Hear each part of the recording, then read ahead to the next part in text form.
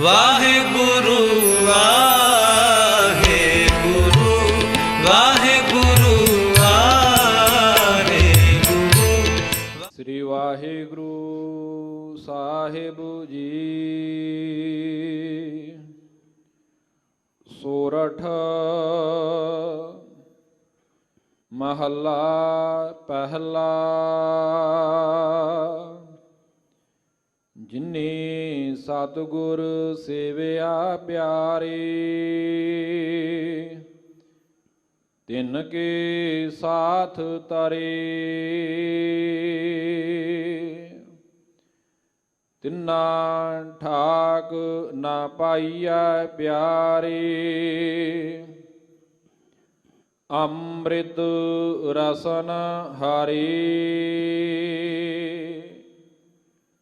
ਬੂਢੇ ਭਾਰੇ ਭੈ ਬਿਨਾ ਪਿਆਰੇ, ਤਾਰੇ ਨਦਰ ਕਰੇ। ਜਿਨੇ ਸਤਿਗੁਰ ਸੇਵਿਆ ਪਿਆਰੇ, ਤਿਨ ਕੇ ਸਾਥ ਤਰੇ।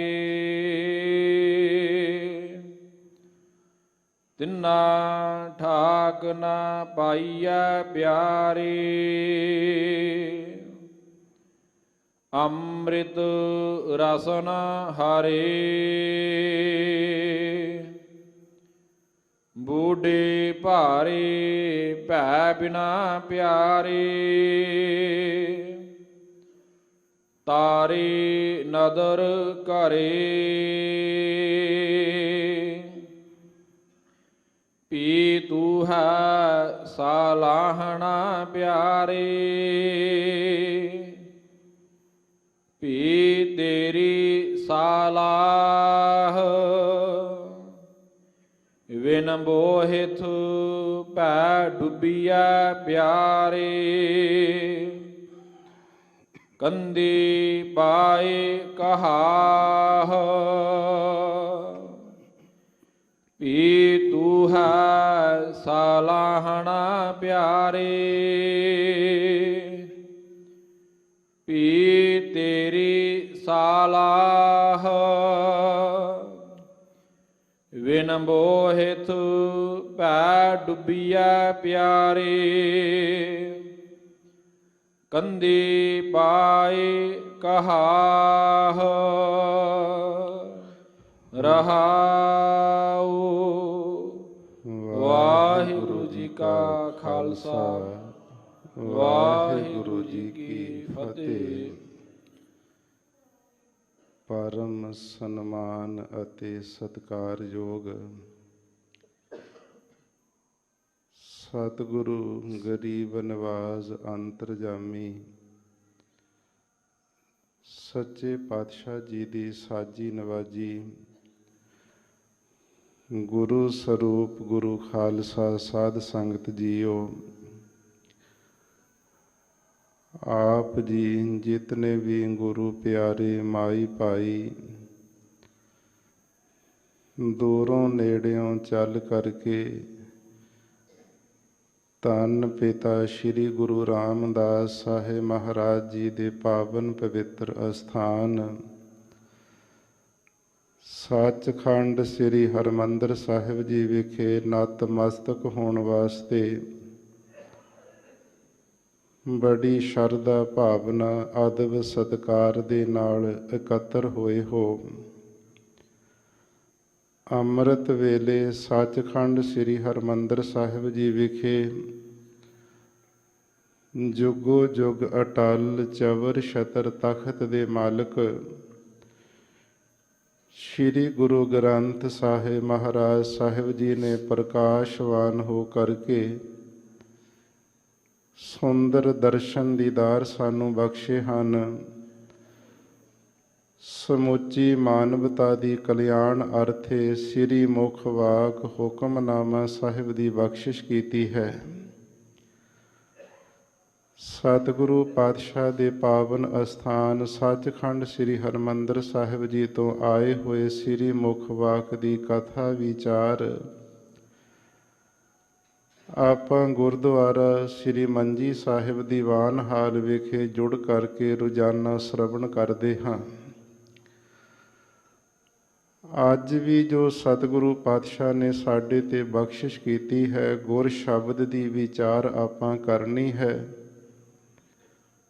ਪਰੰਤੂ ਉਸ ਤੋਂ ਪਹਿਲਾਂ ਅੱਜ ਦਾ ਮਹਾਨ ਪਾਵਨ ਪਵਿੱਤਰ ਜੋ ਦਿਹਾੜਾ ਹੈ, ਧੰਨ ਸ਼੍ਰੀ ਗੁਰੂ ਗੋਬਿੰਦ ਸਿੰਘ ਸਾਹਿਬ ਮਹਾਰਾਜ ਜੀਆਂ ਦੇ ਛੋਟੇ ਸਾਹਿਬਜ਼ਾਦੇ ਧੰਨ ਬਾਬਾ ਜ਼ੋਰਾਵਰ ਸਿੰਘ ਸਾਹਿਬ ਜੀ, ਧੰਨ ਬਾਬਾ ਫਤਿਹ ਸਿੰਘ ਸਾਹਿਬ ਜੀ ਅਤੇ ਧੰਨ ਮਾਤਾ ਗੁਜਰ ਕੌਰ ਜੀ ਦੀ ਸ਼ਹੀਦੀ ਦਾ ਦਿਹਾੜਾ ਹੈ।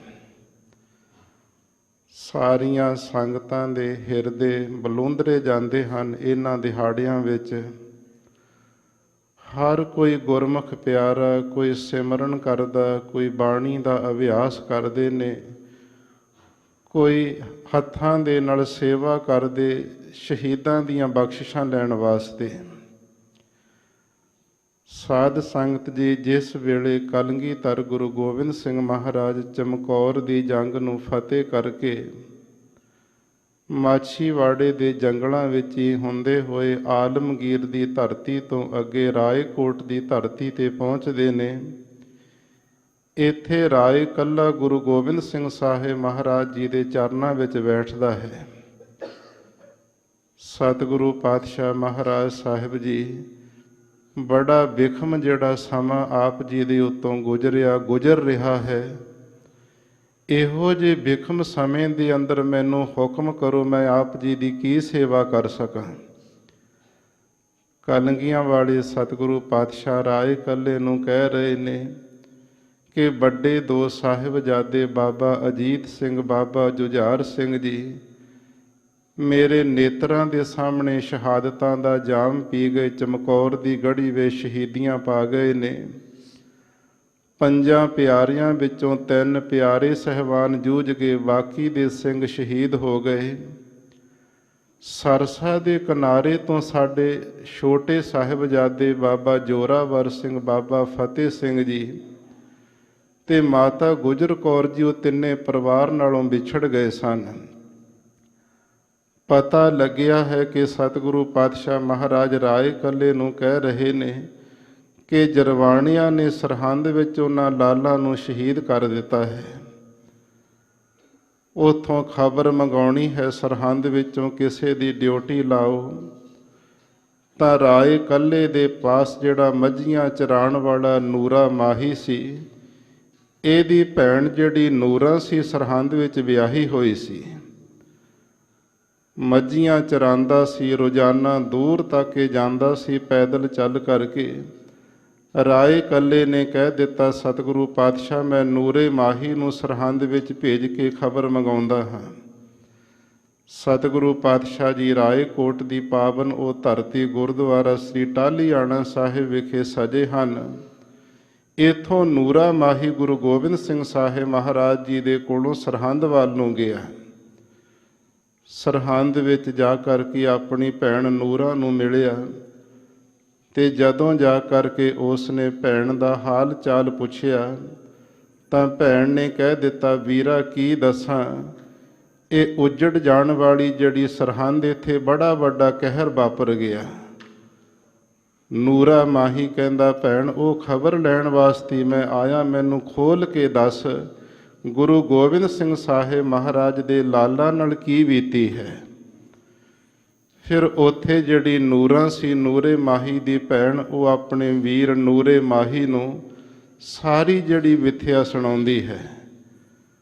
ਉਹ ਵਿਥਿਆ ਆ ਕਰਕੇ ਨੂਰਾ ਮਾਹੀ ਗੁਰੂ ਗੋਬਿੰਦ ਸਿੰਘ ਮਹਾਰਾਜ ਦੇ ਚਰਨਾਂ ਦੇ ਵਿੱਚ ਰਾਏਕੋਟ ਦੀ ਧਰਤੀ ਤੇ ਸੁਣਾਉਣ ਲੱਗਿਆ ਹੈ। ਕਲਗੀਆਂ ਵਾਲੇ ਸਤਿਗੁਰੂ ਪਾਤਸ਼ਾਹ ਬੜੀ ਇਕਾਗਰਤਾ ਦੇ ਨਾਲ ਖਾਮੋਸ਼ ਹੋ ਕਰਕੇ ਸਾਰੀ ਖਬਰ ਸੁਣ ਰਹੇ ਨੇ। ਕਿਵੇਂ ਖਬਰ ਸੁਣਾਈ, ਨੂਰੇ ਮਾਹੀ ਨੇ ਆ ਕਰਕੇ ਕਹਿਣ ਲੱਗਿਆ, ਸਤਿਗੁਰੂ ਪਾਤਸ਼ਾਹ ਆਪ ਜੀ ਦੇ ਛੋਟੇ ਫਰਜ਼ੰਦ ਮਾਤਾ ਗੁਜਰ ਕੌਰ ਜੀ ਤਿੰਨਾਂ ਨੂੰ ਜਾਨੀ ਖਾਂ ਤੇ ਮਾਨੀ ਖਾਂ ਨੇ ਜੋ ਗੰਗੂ ਨੇ ਗ੍ਰਿਫਤਾਰ ਕਰਵਾਏ ਸੀ, ਆਪਣੇ ਥਾਣੇ ਮੋਰਿੰਡੇ ਕੋਤਵਾਲੀ ਵਿੱਚ ਰੱਖੇ। 10 ਪੋਹ ਦੀ ਸ਼ਾਮ ਨੂੰ ਫਤਿਹਗੜ੍ਹ ਦੀ ਸਰਹੰਦ ਦੀ ਧਰਤੀ ਤੇ ਲਾਲਾ ਨੂੰ ਪਹੁੰਚਦਿਆਂ ਕਰ ਦਿੱਤਾ ਸੀ। 10 ਪੋਹ ਦੀਆਂ ਜਦੋਂ ਸ਼ਾਮਾਂ ਪੈ ਚੁੱਕੀਆਂ, ਕਚਹਿਰੀ ਬੰਦ ਹੋ ਚੁੱਕੀ, ਵਜੀਦੇ ਨੇ ਕਿਹਾ ਸੀ ਅੱਜ ਦੀ ਰਾਤ ਇਸ ਮਾਤਾ ਨੂੰ ਤੇ ਬੱਚਿਆਂ ਨੂੰ ਬੁਰਜ ਦੇ ਵਿੱਚ ਬਿਠਾਇਆ ਜਾਵੇ। ਫਿਰ ਮਾਤਾ ਗੁਜਰ ਕੌਰ ਜੀ ਨੇ ਸਾਹਿਬਜ਼ਾਦਿਆਂ ਨੂੰ ਆਪਣੇ ਗੋਡਿਆਂ ਤੇ ਲੈ ਕਰਕੇ ਗੋਦੀ ਦਾ ਨਿੱਘ ਦਿੰਦਿਆਂ, ਨਾ ਕੋਈ ਗਰਮ ਰਜਾਈਆਂ, ਨਾ ਤਲਾਈਆਂ, ਨਾ ਕੋਈ ਗਰਮ ਜੈਕਟਾਂ ਨੇ ਠੰਡ ਨੂੰ ਰੋਕਣ ਵਾਸਤੇ ਠੰਡਾ ਬੁਰਜ ਜਿੱਥੇ ਇਹ ਬੈਠ ਕਰਕੇ ਵਜੀਦ ਖਾਂ ਗਰਮੀਆਂ ਵਿੱਚ ਰਾਹਤ ਮਹਿਸੂਸ ਕਰਦਾ ਸੀ। ਅੱਜ ਪੋਹ ਦੇ ਮਹੀਨੇ ਹਨ, ਸਾਧ ਸੰਗਤ ਉਹ ਸੀਤ ਜਿਹੜੀਆਂ ਲਹਿਰਾਂ ਵਗਦੀਆਂ ਨੇ, ਸਾਹਿਬਜ਼ਾਦਿਆਂ ਦੇ ਲਾਲਾਂ ਦੇ ਬੁੱਲ ਠੰਡ ਦੇ ਨਾਲ ਨੀਲੇ ਹੋ ਚੁੱਕੇ ਸਨ। ਦਾਦੀ ਮਾਤਾ ਨੂੰ ਸਾਹਿਬਜ਼ਾਦੇ ਪੁੱਛਦੇ ਨੇ, ਮਾਂ ਇਹਨਾਂ ਜਰਵਾਣਿਆਂ ਨੇ ਕਿਉਂ ਇੱਥੇ ਸਾਨੂੰ ਲਿਆ ਕੇ ਬਿਠਾਇਆ? ਇਹ ਕੀ ਸੋਚਦੇ ਨੇ? ਇਹ ਕੀ ਮੰਗਦੇ ਹੋਣਗੇ? ਮਾਤਾ ਜੀ ਨੇ ਕਿਹਾ ਸੀ, ਸਾਹਿਬਜ਼ਾਦਿਓ ਬੱਚਿਓ, ਇਹ ਤੁਹਾਡੇ ਨਾਲ ਨਵੀਂ ਗੱਲ ਨਹੀਂ ਹੋਣ ਲੱਗੀ। ਵੱਡੇ ਗੁਰਦੇਵ ਗੁਰੂ ਅਰਜਨ ਦੇਵ ਸਾਹਿਬ ਮਹਾਰਾਜ ਨੇ ਇਹਨਾਂ ਦਾ ਕੀ ਵਿਗਾੜਿਆ ਸੀ? ਜੇਠ ਹਾੜ ਦੀਆਂ ਲੋਆਂ ਵਿੱਚ ਤੱਤੀਆਂ ਤਵੀਆਂ ਤੇ ਚੌਂਕੜੇ ਲਗਵਾ ਦਿੱਤੇ, ਸੀਸ ਵਿੱਚ ਗਰਮ ਰੇਤ ਪਾ ਕੇ ਸਾਰਾ ਸਰੀਰ ਛਾਲਿਆਂ ਨਾਲ ਛਾਨਣੀ ਛਾਨਣੀ ਇਹਨਾਂ ਨੇ ਕਰ ਦਿੱਤਾ ਸੀ। ਤਸੀਹੇ ਦਿੱਤੇ, ਇੱਕੋ ਹੀ ਕਹਿ ਰਹੇ ਸਨ, ਸਾਡਾ ਧਰਮ ਕਬੂਲ ਕਰ ਲਓ। ਤੁਹਾਡੇ ਦਾਦੇ ਗੁਰੂ ਤੇਗ ਬਹਾਦਰ ਸਾਹਿਬ ਮਹਾਰਾਜ ਨੇ ਸੀਸ ਦਾ ਬਲੀਦਾਨ ਦੇ ਦਿੱਤਾ, ਕੀ ਇਹਨਾਂ ਦਾ ਵਿਗਾੜਿਆ ਸੀ? ਇਹ ਤੁਹਾਡੇ ਉੱਪਰ ਵੀ ਇਸ ਤਰ੍ਹਾਂ ਦੇ ਸਵਾਲ ਕਰਨਗੇ। ਇਹ ਈਨ ਮਨਾਉਣੀ ਚਾਹੁੰਦੇ ਨੇ, ਕਲਮਾ ਪੜ੍ਹਾ ਕੇ ਆਪਣੇ ਇਸਲਾਮ ਧਰਮ ਦੇ ਵਿੱਚ ਲਿਆਉਣਾ ਚਾਹੁੰਣਗੇ, ਪਰੰਤੂ ਤੁਸੀਂ ਯਾਦ ਰੱਖਣਾ ਗੁਰੂ ਗੋਬਿੰਦ ਸਿੰਘ ਦੇ ਲਾਲ ਹੋ, ਗੁਰੂ ਤੇਗ ਬਹਾਦਰ ਸਾਹਿਬ ਤੇ ਮਾਤਾ ਗੁਜਰੀ ਦੇ ਪੋਤਰੇ ਹੋ, ਬਾਬਾ ਅਜੀਤ ਸਿੰਘ ਤੇ ਜੁਝਾਰ ਸਿੰਘ ਦੇ ਛੋਟੇ ਵੀਰੇ ਹੋ। ਘਬਰਾਉਣਾ ਨਹੀਂ ਹੈ, ਇਹ ਬੜੇ ਤਰ੍ਹਾਂ ਦੇ ਯਤਨ ਕਰਨਗੇ। ਸਾਰੀ ਰਾਤ ਦਾਦੀ ਮਾਤਾ ਜੀ ਠੰਡੇ ਬੁਰਜ ਵਿੱਚ 10 ਪੋਹ ਦੀ ਰਾਤ ਜਿਹੜੀ ਹੈ ਉਹ ਗੁਜ਼ਾਰਦੇ ਨੇ। 11 ਪੋਹ ਦਾ ਦਿਨ ਚੜ੍ਹਦਾ, ਜਿੱਦਣ ਪਹਿਲੀ ਪੇਸ਼ੀ ਹੋਣੀ ਸਾਹਿਬਜ਼ਾਦਿਆਂ ਦੀ। ਵਜੀਦ ਖਾਂ ਦੀ ਕਚਹਿਰੀ ਖੁੱਲ੍ਹਦੀ ਹੈ, ਸਿਪਾਹੀਆਂ ਨੂੰ ਹੁਕਮ ਹੋ ਜਾਂਦੇ ਕਿ ਗੁਰੂ ਗੋਬਿੰਦ ਸਿੰਘ ਦੇ ਬੱਚਿਆਂ ਨੂੰ ਲਾਲਾਂ ਨੂੰ ਕਚਹਿਰੀ ਵਿੱਚ ਲਿਆਂਦਾ ਜਾਵੇ। ਸਿਪਾਹੀ ਆ ਪਹੁੰਚੇ ਨੇ ਮਾਤਾ ਗੁਜਰ ਕੌਰ ਜੀ ਕੋਲ ਠੰਡੇ ਬੁਰਜ ਦੇ ਵਿੱਚ, ਕਹਿਣ ਲੱਗੇ, ਮਾਂ ਇਹਨਾਂ ਬੱਚਿਆਂ ਨੂੰ ਲਾਲਾਂ ਨੂੰ ਵਜੀਦ ਖਾਂ ਨੇ ਕਚਹਿਰੀ ਵਿੱਚ ਬੁਲਾਇਆ ਹੈ। ਮਾਤਾ ਜੀ ਕਹਿੰਦੇ ਨੇ, ਬੱਚਿਆਂ ਨੇ ਕੀ ਕਰਨਾ, ਮੈਂ ਜਾਵਾਂਗੀ ਇਹਨਾਂ ਦੇ ਨਾਲ, ਮੈਂ ਆਪ ਜਾਵਾਂਗੀ, ਕੋਈ ਗੱਲਬਾਤ ਕਰਨੀ ਤੇ ਮੈਂ ਕਰਾਂਗੀ। ਇਹ ਸਿਪਾਹੀ ਕਹਿੰਦੇ, ਮਾਤਾ ਤੇਰੀ ਲੋੜ ਨਹੀਂ ਹੈ, ਇਕੱਲੇ ਬੱਚਿਆਂ ਨੂੰ ਲੈ ਕਰਕੇ ਲਾਲਾਂ ਨੂੰ ਲੈ ਕੇ ਜਾਣਾ। ਹੱਥੀਂ ਮਾਤਾ ਜੀ ਨੇ ਸਾਹਿਬਜ਼ਾਦਿਆਂ ਨੂੰ ਤਿਆਰ ਕੀਤਾ, ਦੁਮਾਲੇ ਸਜਾਏ ਨੇ, ਛੋਟੇ ਛੋਟੇ ਚੋਲੇ ਪਹਿਨਾਏ, ਕਮਰ ਕਸੇ ਕੀਤੇ, ਗਾਤਰੇ ਵਿੱਚ ਕਿਰਪਾਨਾਂ ਆਪ ਹੱਥਾਂ ਨਾਲ ਸਜਾਈਆਂ ਤੇ ਮਾਤਾ ਜੀ ਲਾਲਾਂ ਨੂੰ ਤੋਰਦੇ ਨੇ ਤੇ ਆਪ ਅਰਦਾਸ ਬੇਨਤੀ ਵਿੱਚ ਜੁਟਦੇ ਨੇ। ਗੁਰੂ ਨਾਨਕ ਸਾਹਿਬ ਧੰਨ ਪਿਤਾ ਗੁਰੂ ਅਰਜਨ ਦੇਵ ਸਾਹਿਬ, ਗੁਰੂ ਤੇਗ ਬਹਾਦਰ ਸਾਹਿਬ ਜੀ ਲਾਲਾਂ ਦੇ ਸਿਰ ਤੇ ਮਿਹਰ ਭਰਿਆ ਹੱਥ ਰੱਖਣਾ, ਅੰਗ ਸੰਗ ਸਹਾਈ ਹੋ ਕੇ ਵਰਤਣਾ। ਅਵਸਥਾ ਉਮਰਾ ਕਰਕੇ ਛੋਟੀ ਪ੍ਰਤੀਤ ਹੁੰਦੀ ਹੈ, ਤੁਹਾਡੇ ਬੱਚੇ ਨੇ ਗੁਰੂ ਨਾਨਕ ਸਾਹਿਬ ਮਹਾਰਾਜ, ਲਾਲਾਂ ਦਾ ਸਿੱਖੀ ਸਿਦਕ ਕੇਸਾਂ ਸਵਾਸਾਂ ਨਾਲ ਨਿਭ ਜਾਵੇ। ਮਾਤਾ ਜੀ ਅਰਦਾਸ ਵਿੱਚ ਜੁਟਦੇ ਨੇ, ਸਾਹਿਬਜ਼ਾਦਿਆਂ ਨੂੰ ਇਹ ਸਿਪਾਹੀ ਲੈ ਤੁਰਦੇ ਨੇ। ਜਦੋਂ ਰਸਤੇ ਵਿੱਚ ਜਾਂਦੇ ਨੇ, ਜਾਨੀ ਖਾਂ ਤੇ ਮਾਨੀ ਖਾਂ ਜਿਹੜੇ ਥਾਣੇਦਾਰਾਂ ਨੇ ਪਕੜ ਕੇ ਲਿਆਂਦਾ ਹੈ ਮੋਰਿੰਡੇ ਤੋਂ, ਇਹਨਾਂ ਦੇ ਮਨਾਂ ਵਿੱਚ ਲੋਭ ਲਾਲਚੋਂ ਛਾਲੇ ਮਾਰਦੇ, ਉੱਚੇ ਰੁਤਬੇ ਮਿਲਣਗੇ, ਅਹੁਦੇ ਮਿਲਣਗੇ, ਚੰਗੀਆਂ ਪਦਵੀਆਂ ਮਿਲਣਗੀਆਂ, ਮੂੰਹੋਂ ਮੰਗਿਆ ਇਨਾਮ ਵਜੀਦੇ ਕੋਲੋਂ ਪਾਵਾਂਗੇ। ਸਾਹਿਬਜ਼ਾਦਿਆਂ ਨੂੰ ਰਸਤੇ ਵਿੱਚ ਕਚਹਿਰੀ ਤੱਕ ਜਾਂਦਿਆਂ ਕੀ ਕਹਿੰਦੇ ਨੇ, ਤੁਸੀਂ ਜਾ ਕਰਕੇ ਵਜੀਦ ਖਾਂ ਨੂੰ ਮੱਥਾ ਟੇਕਣਾ, ਉੱਥੇ ਕੋਈ ਜਕਾਰਾ ਨਹੀਂ ਬੁਲਾਉਣਾ, ਕੋਈ ਫਤਿਹ ਨਹੀਂ ਉੱਥੇ ਬੁਲਾਉਣੀ ਹੈ, ਤੇ ਜਦੋਂ ਸਲਾਮ ਕਰੋਗੇ ਜੋ ਕਹਿਣਗੇ ਤੁਸੀਂ ਮੰਨ ਲੈਣਾ, ਤੁਹਾਡੀਆਂ ਜਾਨਾਂ ਬਖਸ਼ੀਆਂ ਜਾ ਸਕਦੀਆਂ ਨੇ। ਸਤਿਗੁਰੂ ਪਾਤਸ਼ਾਹ ਮਹਾਰਾਜ ਦੇ ਲਾਲ ਸਾਹਿਬਜ਼ਾਦੇ ਆਪਸ ਵਿੱਚ ਦੋਵੇਂ ਗੱਲਾਂ ਕਰਦੇ, ਵੀਰ ਆਪਾਂ ਜਾ ਕਰਕੇ ਵਜੀਦ ਖਾਂ ਦੀ ਕਚਹਿਰੀ ਦੇ ਵਿੱਚ ਫਤਿਹ ਬੁਲਾਵਾਂਗੇ, ਜਿਹੜੀ ਫਤਿਹ ਸਾਨੂੰ ਕਲਗੀਧਰ ਗੁਰੂ ਗੋਬਿੰਦ ਸਿੰਘ ਮਹਾਰਾਜ ਨੇ ਆਨੰਦਾਂ ਦੀ ਪੁਰੀ ਤੋਂ ਦਿੱਤੀ ਹੈ। ਤੇ ਜੇਕਰ ਉੱਥੇ ਆਪਣੀ ਫਤਿਹ ਦਾ ਕੋਈ ਜਵਾਬ ਨਾ ਦਿੱਤਾ ਕਿਸੇ ਨੇ, ਫਤਿਹ ਦੀ ਨਰਾਦਰੀ ਹੋ ਜਾਣੀ। ਫਤਿਹ ਵੀ ਕਿਵੇਂ ਬੁਲਾਉਣੀ? ਇੱਕ ਦੂਸਰੇ ਵੱਲ ਮੂੰਹ ਕਰਕੇ ਇੱਕ ਦੂਸਰੇ ਨੂੰ ਆਪ ਹੀ ਜਵਾਬ ਦੇਵਾਂਗੇ। ਇਹ ਗੁਰੂ ਗੋਬਿੰਦ ਸਿੰਘ ਮਹਾਰਾਜ ਦੇ ਲਾਲ 7 ਸਾਲ ਤੇ 9 ਸਾਲ ਦੀਆਂ ਜਿੰਦਾਂ ਬਚਨ ਕਰਦੀਆਂ ਜਾਂਦੀਆਂ। ਜਦੋਂ ਸਾਹਮਣੇ ਕਚਹਿਰੀ ਦੇ ਦਰਵਾਜ਼ੇ ਤੇ ਜਾਂਦੇ, ਵੱਡਾ ਗੇਟ ਬੰਦ ਕੀਤਾ ਜਰਵਾਣਿਆਂ ਨੇ, ਕਿਉਂਕਿ ਸੁੱਚਾ ਆਨੰਦ ਜੀ ਨੂੰ ਪੰਥ ਨੇ ਝੂਠਾ ਆਨੰਦ ਦਾ ਨਾਮ ਦਿੱਤਾ। ਅੰਦਰ ਬੈਠਾ ਸੀ ਵਜੀਦੇ ਦੇ ਕੰਨ ਭਰਨ ਵਾਸਤੇ। ਇਹਨੇ ਕਹਿ ਦਿੱਤਾ ਸੀ ਗੁਰੂ ਗੋਬਿੰਦ ਸਿੰਘ ਦੇ ਲਾਲ ਨੇ ਝੁਕਣੇ ਨਹੀਂ ਹਨ, ਪਰੰਤੂ ਝੁਕਾਵਾਂਗੇ ਇਹਨਾਂ ਨੂੰ। ਨਿੱਕੀ ਜਿਹੜੀ ਮੋਰੀ ਟਾਕੀ ਹੈ ਖੋਲ ਦਿਆਂਗੇ, ਜਦੋਂ ਅੰਦਰ ਦਾਖਲ ਹੋਣਗੇ ਆਟੋਮੈਟਿਕ ਹੀ ਸਿਰ ਇਹਨਾਂ ਦਾ ਝੁਕ ਜਾਣਾ। ਸਤਿਗੁਰੂ ਪਾਤਸ਼ਾਹ ਦੇ ਲਾਲ ਖੜ ਕਰਕੇ ਰਹਿ ਕਰਦੇ ਆਪਸ ਵਿੱਚ, ਇਹ ਵੱਡਾ ਗੇਟ ਕਿਉਂ ਬੰਦ ਕੀਤਾ? ਤਾਂ ਫਿਰ ਦੋਵੇਂ ਜਾਣੇ ਸਲਾਹ ਕਰਕੇ ਕਹਿੰਦੇ ਨੇ, ਇਹ ਆਪਾਂ ਨੂੰ ਝੁਕਾਉਣਾ ਚਾਹੁੰਦੇ ਨੇ। ਇਹ ਸਿਆਸੀ ਲੋਕ ਨੇ, ਸਿਆਸਤਦਾਨ ਬੰਦੇ ਇਸ ਤਰ੍ਹਾਂ ਹੀ ਕਰਿਆ ਕਰਦੇ, ਝੁਕਾਉਣਾ ਚਾਹੁੰਦੇ ਨੇ। ਅਸੀਂ ਗੁਰੂ ਗੋਬਿੰਦ ਸਿੰਘ ਮਹਾਰਾਜ ਦੇ ਲਾਲ ਹਾਂ। ਗੁਰੂ ਪਿਤਾ ਗੋਬਿੰਦ ਸਿੰਘ ਮਹਾਰਾਜ ਦੇ ਚਰਨਾਂ ਤੋਂ ਬਿਨਾਂ ਕਿਤੇ ਸੀਸ ਨਹੀਂ ਝੁਕੇਗਾ। ਸਤਿਗੁਰੂ ਪਾਤਸ਼ਾਹ ਦੇ ਲਾਲ ਜਦੋਂ ਗਏ ਨੇ ਤਾਂ ਨਿੱਕੀ ਜਿਹੜੀ ਟਾਕੀ ਖੋਲੀ ਸੀ, ਮੋਰੀ ਛੋਟੀ ਖੋਲੀ ਹੋਈ, ਉਹਦੇ ਵਿੱਚ ਆਪਣੇ ਚਰਨਾਂ ਦੇ ਜੋੜੇ ਪਹਿਲਾਂ ਅੰਦਰ ਕੀਤੇ। ਜਦੋਂ ਚਰਨਾਂ ਦੇ ਜੋੜੇ ਵੇਖੇ ਤੇ ਝੂਠਾ ਆਨੰਦ ਦਾ, ਵਜੀਦ ਖਾਂ ਦਾ ਮੂੰਹ ਟੱਡਿਆ ਰਹਿ ਗਿਆ। ਅਸੀਂ ਚਾਹੁੰਦੇ ਸੀ ਝੁਕ ਜਾਣਗੇ ਗੁਰੂ ਗੋਬਿੰਦ ਸਿੰਘ ਦੇ ਲਾਲ। 7 ਸਾਲ ਤੇ 9 ਸਾਲ ਦੀਆਂ ਨਿੱਕੀਆਂ ਜਿੰਦਾਂ ਨੇ ਵੀ ਸਾਨੂੰ ਚਰਨਾਂ ਦੇ ਜੋੜੇ ਦਿਖਾ ਦਿੱਤੇ, ਸਾਡਾ ਨਿਰਾਦਰ ਕਰ ਦਿੱਤਾ ਭਰੀ ਕਚਹਿਰੀ ਦੇ ਵਿੱਚ। ਉਸ ਵੇਲੇ ਫਿਰ ਜਿਹੜਾ ਝੂਠਾ ਆਨੰਦ ਸੀ ਉੱਠ ਕੇ ਸਾਹਿਬਜ਼ਾਦਿਆਂ ਕੋਲ ਆਇਆ। ਜਦੋਂ ਸਾਹਿਬਜ਼ਾਦਿਆਂ ਨੇ ਗੱਜ ਕੇ ਫਤਿਹ ਬੁਲਾਈ, ਕਹਿਣ ਲੱਗਿਆ, ਬੱਚਿਓ, ਇਹ ਤੁਹਾਡੇ ਪਿਤਾ ਗੁਰੂ ਗੋਬਿੰਦ ਸਿੰਘ ਦਾ ਦਰਬਾਰ ਨਹੀਂ, ਆਨੰਦਾਂ ਦੀ ਪੁਰੀ ਦੇ ਕਿਲਿਆਂ ਵਿੱਚ ਨਹੀਂ ਬੈਠੇ ਹੋ, ਫਤਿਹ ਬੁਲਾਉਂਦੇ ਹੋ। ਇੱਥੇ ਕਲਮਾਂ ਪੜ੍ਹਨੀਆਂ ਪੈਣਗੀਆਂ, ਬਾਦਸ਼ਾਹ ਨੂੰ ਸਲਾਮ ਕਰਨੀ ਪਵੇਗੀ। ਸਾਹਿਬਜ਼ਾਦੇ ਕਹਿੰਦੇ, ਮਤਾ ਇਸ ਤਰ੍ਹਾਂ ਦੇ ਸ਼ਬਦ ਕਹੋ, ਅਸੀਂ ਗੁਰੂ ਗੋਬਿੰਦ ਸਿੰਘ ਦੇ ਲਾਲ ਹਾਂ। ਫਿਰ ਝੂਠਾ ਆਨੰਦ ਨੇ ਕਿਹਾ ਸੀ, ਜਿਸ ਗੁਰੂ ਗੋਬਿੰਦ ਸਿੰਘ ਪਿਤਾ ਤੇ ਮਾਣ ਕਰਦੇ ਹੋ, ਤੁਹਾਡੇ ਪਿਤਾ ਗੁਰੂ ਗੋਬਿੰਦ ਸਿੰਘ ਦਾ ਸੀਸ ਕੱਟ ਕਰਕੇ ਦਿੱਲੀ ਭੇਜ ਦਿੱਤਾ ਹੈ। ਚਮਕੌਰ ਦੀ ਗੜ੍ਹੀ ਅੰਦਰ ਤੁਹਾਡੇ ਪਿਤਾ ਸ਼ਹੀਦ ਹੋ ਚੁੱਕੇ ਨੇ। ਤੁਹਾਡੇ ਵੱਡੇ ਵੀਰ ਅਜੀਤ ਸਿੰਘ ਤੇ ਜੁਝਾਰ ਸਿੰਘ ਸ਼ਹਾਦਤਾਂ ਦਾ ਜਾਮ ਪੀ ਗਏ, ਸ਼ਹੀਦ ਹੋ ਗਏ। ਤੁਹਾਡੇ ਨਾਲ ਦੇ ਸਿੰਘ ਸ਼ਹੀਦ ਕਰ ਦਿੱਤੇ ਨੇ। ਤੁਹਾਡਾ ਕੋਈ ਵੀ ਇਸ ਪ੍ਰਕਾਰ ਦੁਨੀਆ ਵਿੱਚ ਸਹਾਰਾ ਨਹੀਂ ਰਿਹਾ। ਤੁਸੀਂ ਕਲਮਾ ਪੜ੍ਹੋ, ਕੇਸ ਕਤਲ ਕਰਵਾ ਕੇ ਸਾਡਾ ਧਰਮ ਕਬੂਲ ਕਰੋ। ਬਾਬਾ ਫਤਿਹ ਸਿੰਘ ਸਾਹਿਬ, ਬਾਬਾ ਜੋਰਾਵਰ ਸਿੰਘ ਸਾਹਿਬ ਜੀ ਕੀ ਕਹਿੰਦੇ ਨੇ? ਝੂਠੇ ਆਨੰਦ ਨੂੰ ਕਹਿਣ ਲੱਗੇ, ਦੁਨੀਆ ਵਿੱਚ ਹਾਲੇ ਤੱਕ ਇਹੋ ਜਿਹਾ ਬੰਦਾ ਨਹੀਂ ਕੋਈ ਜੰਮਿਆ ਜਿਹਦੀ ਧੜ ਦੇ ਉੱਤੇ 2 ਸਿਰ ਲੱਗੇ ਹੋਣ, ਜਿਹੜਾ ਸਾਡੇ ਪਿਤਾ ਗੁਰੂ ਗੋਬਿੰਦ ਸਿੰਘ ਦੇ ਸੀਸ ਨੂੰ ਕੱਟਣ ਦੇ ਸੁਪਨੇ ਲੈਂਦਾ ਹੋਵੇ। ਸਾਡੇ ਪਿਤਾ ਨੂੰ ਕੌਣ ਸ਼ਹੀਦ ਕਰਨ ਵਾਲਾ ਜੰਮਿਆ ਹੈ? ਅਸਮਾਨ ਵੱਲ, ਚੰਦਰਮਾ, ਸੂਰਜ ਵੱਲ ਮੂੰਹ ਕਰਕੇ ਥੁੱਕਾਂਗੇ, ਆਪਣੇ ਮੂੰਹ ਤੇ ਥੁੱਕਾਂ ਪੈ ਜਾਂਦੀਆਂ ਨੇ। ਸਤਿਗੁਰੂ ਪਾਤਸ਼ਾਹ ਦੇ ਲਾਲਾ ਨੇ ਜਦੋਂ ਇਹ ਜਵਾਬ ਦੇ ਦਿੱਤਾ, ਕਿਹਾ ਸੀ ਤੁਸੀਂ ਕੇਸ ਕਤਲ ਕਰਵਾਉਣ ਦੇ ਬੋਲ ਬੋਲਦੇ ਹੋ, ਕਲਮਾ ਪੜ੍ਹਨ ਬਾਰੇ ਕਹਿੰਦੇ ਹੋ। ਤੁਹਾਨੂੰ ਆਪਣਾ ਧਰਮ ਪਿਆਰਾ, ਸਾਨੂੰ ਆਪਣਾ ਧਰਮ ਪਿਆਰਾ, ਤੇ ਅਸੀਂ ਆਪਣੀ ਜਿਹੜੀ ਸਿੱਖੀ ਕੇਸਾਂ ਸਵਾਸਾਂ ਨਾਲ ਨਿਭਾਵਾਂਗੇ। ਕਦੇ ਅਸੀਂ ਧਰਮ ਜਿਹੜਾ ਆਪਣਾ ਉਹ ਨਹੀਂ ਛੱਡਾਂਗੇ। ਸਤਿਗੁਰੂ ਪਾਤਸ਼ਾਹ ਮਹਾਰਾਜ ਸਾਹਿਬ ਦੇ ਲਾਲਾ ਨਾਲ ਹੋਰ ਬਹੁਤ ਜ਼ਿਆਦਾ ਸਵਾਲ ਜਵਾਬ ਇਹਨਾਂ ਜਰਵਾਣੀਆਂ ਕੀਤੇ।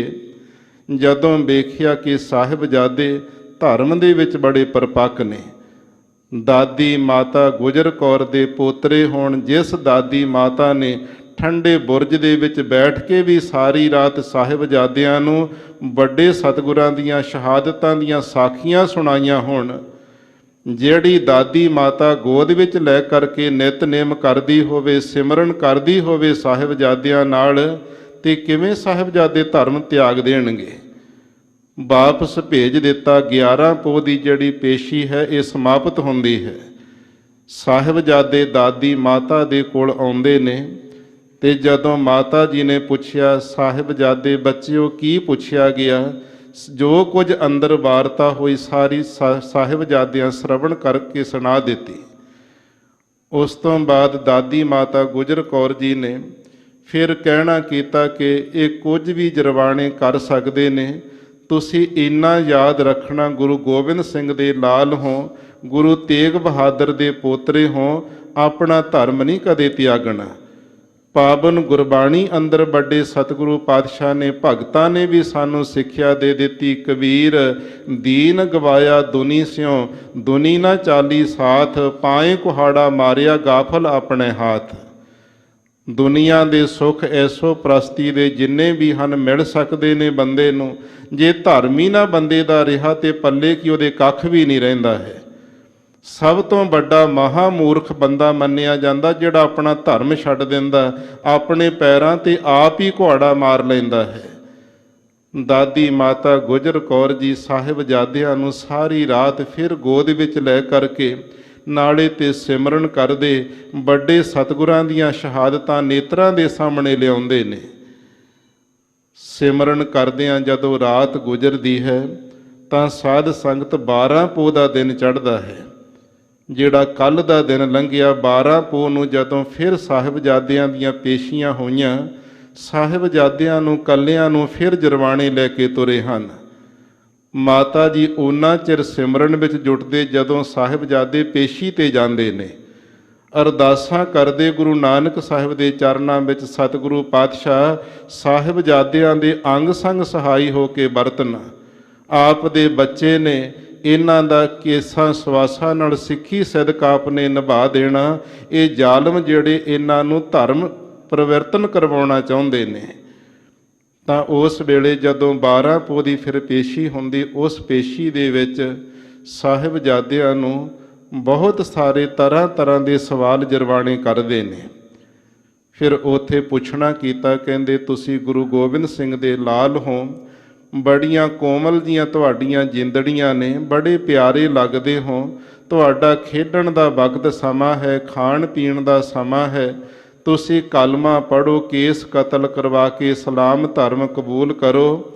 ਇਹ ਬਾਦਸ਼ਾਹ ਵਜੀਦ ਖਾਨ ਜਿਹੜਾ ਸੂਬੇਦਾਰ ਆਪਣੀਆਂ ਪੁੱਤਰੀਆਂ ਦੇ ਡੋਲੇ ਤੁਹਾਨੂੰ ਦੇਵੇਗਾ, ਜ਼ਮੀਨਾਂ ਤੁਹਾਡੇ ਨਾਮ ਕਰਵਾ ਦੇਵੇਗਾ, ਅੱਧਾ ਰਾਜ ਤੁਹਾਨੂੰ ਦੇ ਦੇਵੇਗਾ, ਸੋਨੇ ਦਾ ਜਿਹੜਾ ਚਾਂਦੀ ਦੇ ਭੰਡਾਰੇ ਤੁਹਾਡੇ ਭਰ ਦੇਵੇਗਾ, ਧਰਮ ਜਿਹੜਾ ਹੈ ਸਾਡਾ ਕਬੂਲ ਕਰ ਲਓ। ਸਤਿਗੁਰੂ ਪਾਤਸ਼ਾਹ ਦੇ ਲਾਲਾ ਨੇ ਕਿਹਾ ਸੀ ਧਰਮ ਕਦਾ ਚਿੱਤ ਨਹੀਂ ਛੱਡਾਂਗੇ, ਜੇ ਧਰਮ ਹੀ ਚਲਿਆ ਗਿਆ ਤੇ ਬੰਦੇ ਦੇ ਪੱਲੇ ਕੀ ਕੁਝ ਵੀ ਨਹੀਂ ਹੈ। ਫਿਰ ਉੱਥੇ ਇਹ ਝੂਠਾ ਆਨੰਦ ਕਹਿੰਦਾ ਸੀ, ਜੇ ਬੱਚਿਓ ਤੁਹਾਨੂੰ ਛੱਡ ਦੇਈਏ ਫਿਰ ਤੁਸੀਂ ਕੀ ਕਰੋਗੇ? ਸਾਹਿਬਜ਼ਾਦੇ ਕਹਿਣ ਲੱਗੇ, ਜੇ ਛੱਡ ਦੇਵੋਗੇ ਜੰਗਲਾਂ ਵਿੱਚ ਜਾਵਾਂਗੇ, ਘੋੜੇ ਖਰੀਦਾਂਗੇ, ਸਿੰਘਾਂ ਨੂੰ ਇਕੱਠੇ ਕਰਾਂਗੇ, ਦਲ ਬਣਾਵਾਂਗੇ, ਜਦੋਂ ਸੈਨਾ ਇਕੱਠੀ ਹੋ ਜਾਵੇਗੀ ਖਾਲਸੇ ਦੀ, ਆਖਰੀ ਦਮ ਤੱਕ ਫਿਰ ਜ਼ੁਲਮ ਦੇ ਨਾਲ ਟਾਕਰਾ ਕਰਦੇ ਰਹਾਂਗੇ। ਵਜੀਦ ਖਾਂ ਕਹਿੰਦਾ ਦੇਖੋ, ਤੇ ਇਸ ਪ੍ਰਕਾਰ ਝੂਠਾ ਆਨੰਦ ਨੇ ਕਿਹਾ ਸੀ, ਵਜੀਦ ਖਾਂ ਦੇਖੋ ਗੁਰੂ ਗੋਬਿੰਦ ਸਿੰਘ ਮਹਾਰਾਜ ਦੇ ਲਾਲ, ਇੱਕ ਗੁਰੂ ਗੋਬਿੰਦ ਸਿੰਘ ਕਾਬੂ ਨਹੀਂ ਆਉਂਦਾ, ਇਹ ਦੋ ਹੋਰ ਹਨ। ਇੱਥੋਂ ਤੱਕ ਜਰਵਾਣਿਆਂ ਨੇ ਦੁਸ਼ਟਾਂ ਨੇ ਬੋਲ ਕਹੇ ਸਨ, ਕਹਿੰਦੇ ਜੰਮਦੀਆਂ ਸੂਲਾਂ ਦੇ ਮੂੰਹ ਤੋੜ ਦੇਣੇ ਚਾਹੀਦੇ ਨੇ, ਸੱਪਾਂ ਦੇ ਪੁੱਤ ਸਪੋਲੀਏ ਸੱਪ ਹੁੰਦੇ ਨੇ, ਜਿੰਨਾ ਮਰਜ਼ੀ ਦੁੱਧ ਪਿਲਾ ਲਓ ਤੇ ਡਾਂਗੀ ਮਾਰਦੇ ਨੇ। ਇਹ ਸਤਿਗੁਰੂ ਪਾਤਸ਼ਾਹ ਦੇ ਲਾਲਾਂ ਵਾਸਤੇ ਜਦੋਂ ਸ਼ਬਦਾਵਲੀ ਇਹਨਾਂ ਨੇ ਵਰਤੀ, ਤਾਂ ਉਸ ਵੇਲੇ ਵਜੀਦ ਖਾਨ ਨੂੰ ਫਿਰ ਹੋਰ ਤਸੱਲੀ ਦਿਵਾਉਣ ਵਾਸਤੇ ਝੂਠਾ ਆਨੰਦ ਨੇ ਕਿਹਾ ਸੀ, ਕਹਿੰਦਾ ਜੇ ਮੇਰੇ ਕਹਿਣ ਦੇ ਉੱਤੇ ਭਰੋਸਾ ਨਹੀਂ ਆਉਂਦਾ ਤੇ ਇਹਨਾਂ ਦੀ ਪਰਖ ਕਰਕੇ ਵੇਖ ਲਓ। ਕਚਹਿਰੀ ਦੇ ਬਾਹਰਲੇ ਪਾਸੇ 3 ਹੱਟੀਆਂ ਦੁਕਾਨਾਂ ਬਣਾ ਦਿੱਤੀਆਂ। ਇੱਕ ਦੁਕਾਨ ਤੇ ਮਠਿਆਈ ਰੱਖੀ ਗਈ, ਦੂਸਰੀ ਦੁਕਾਨ ਦੇ ਉੱਤੇ ਖਿਡੌਣੇ ਰੱਖੇ, ਤੀਸਰੀ ਦੁਕਾਨ ਦੇ ਉੱਤੇ ਸ਼ਾਸਤਰ ਸਜਾ ਦਿੱਤੇ ਗਏ। ਕਹਿੰਦਾ ਪਤਾ ਲੱਗੇਗਾ ਵੀ ਇਹਨਾਂ ਦੇ ਇਰਾਦੇ ਕੀ ਹਨ।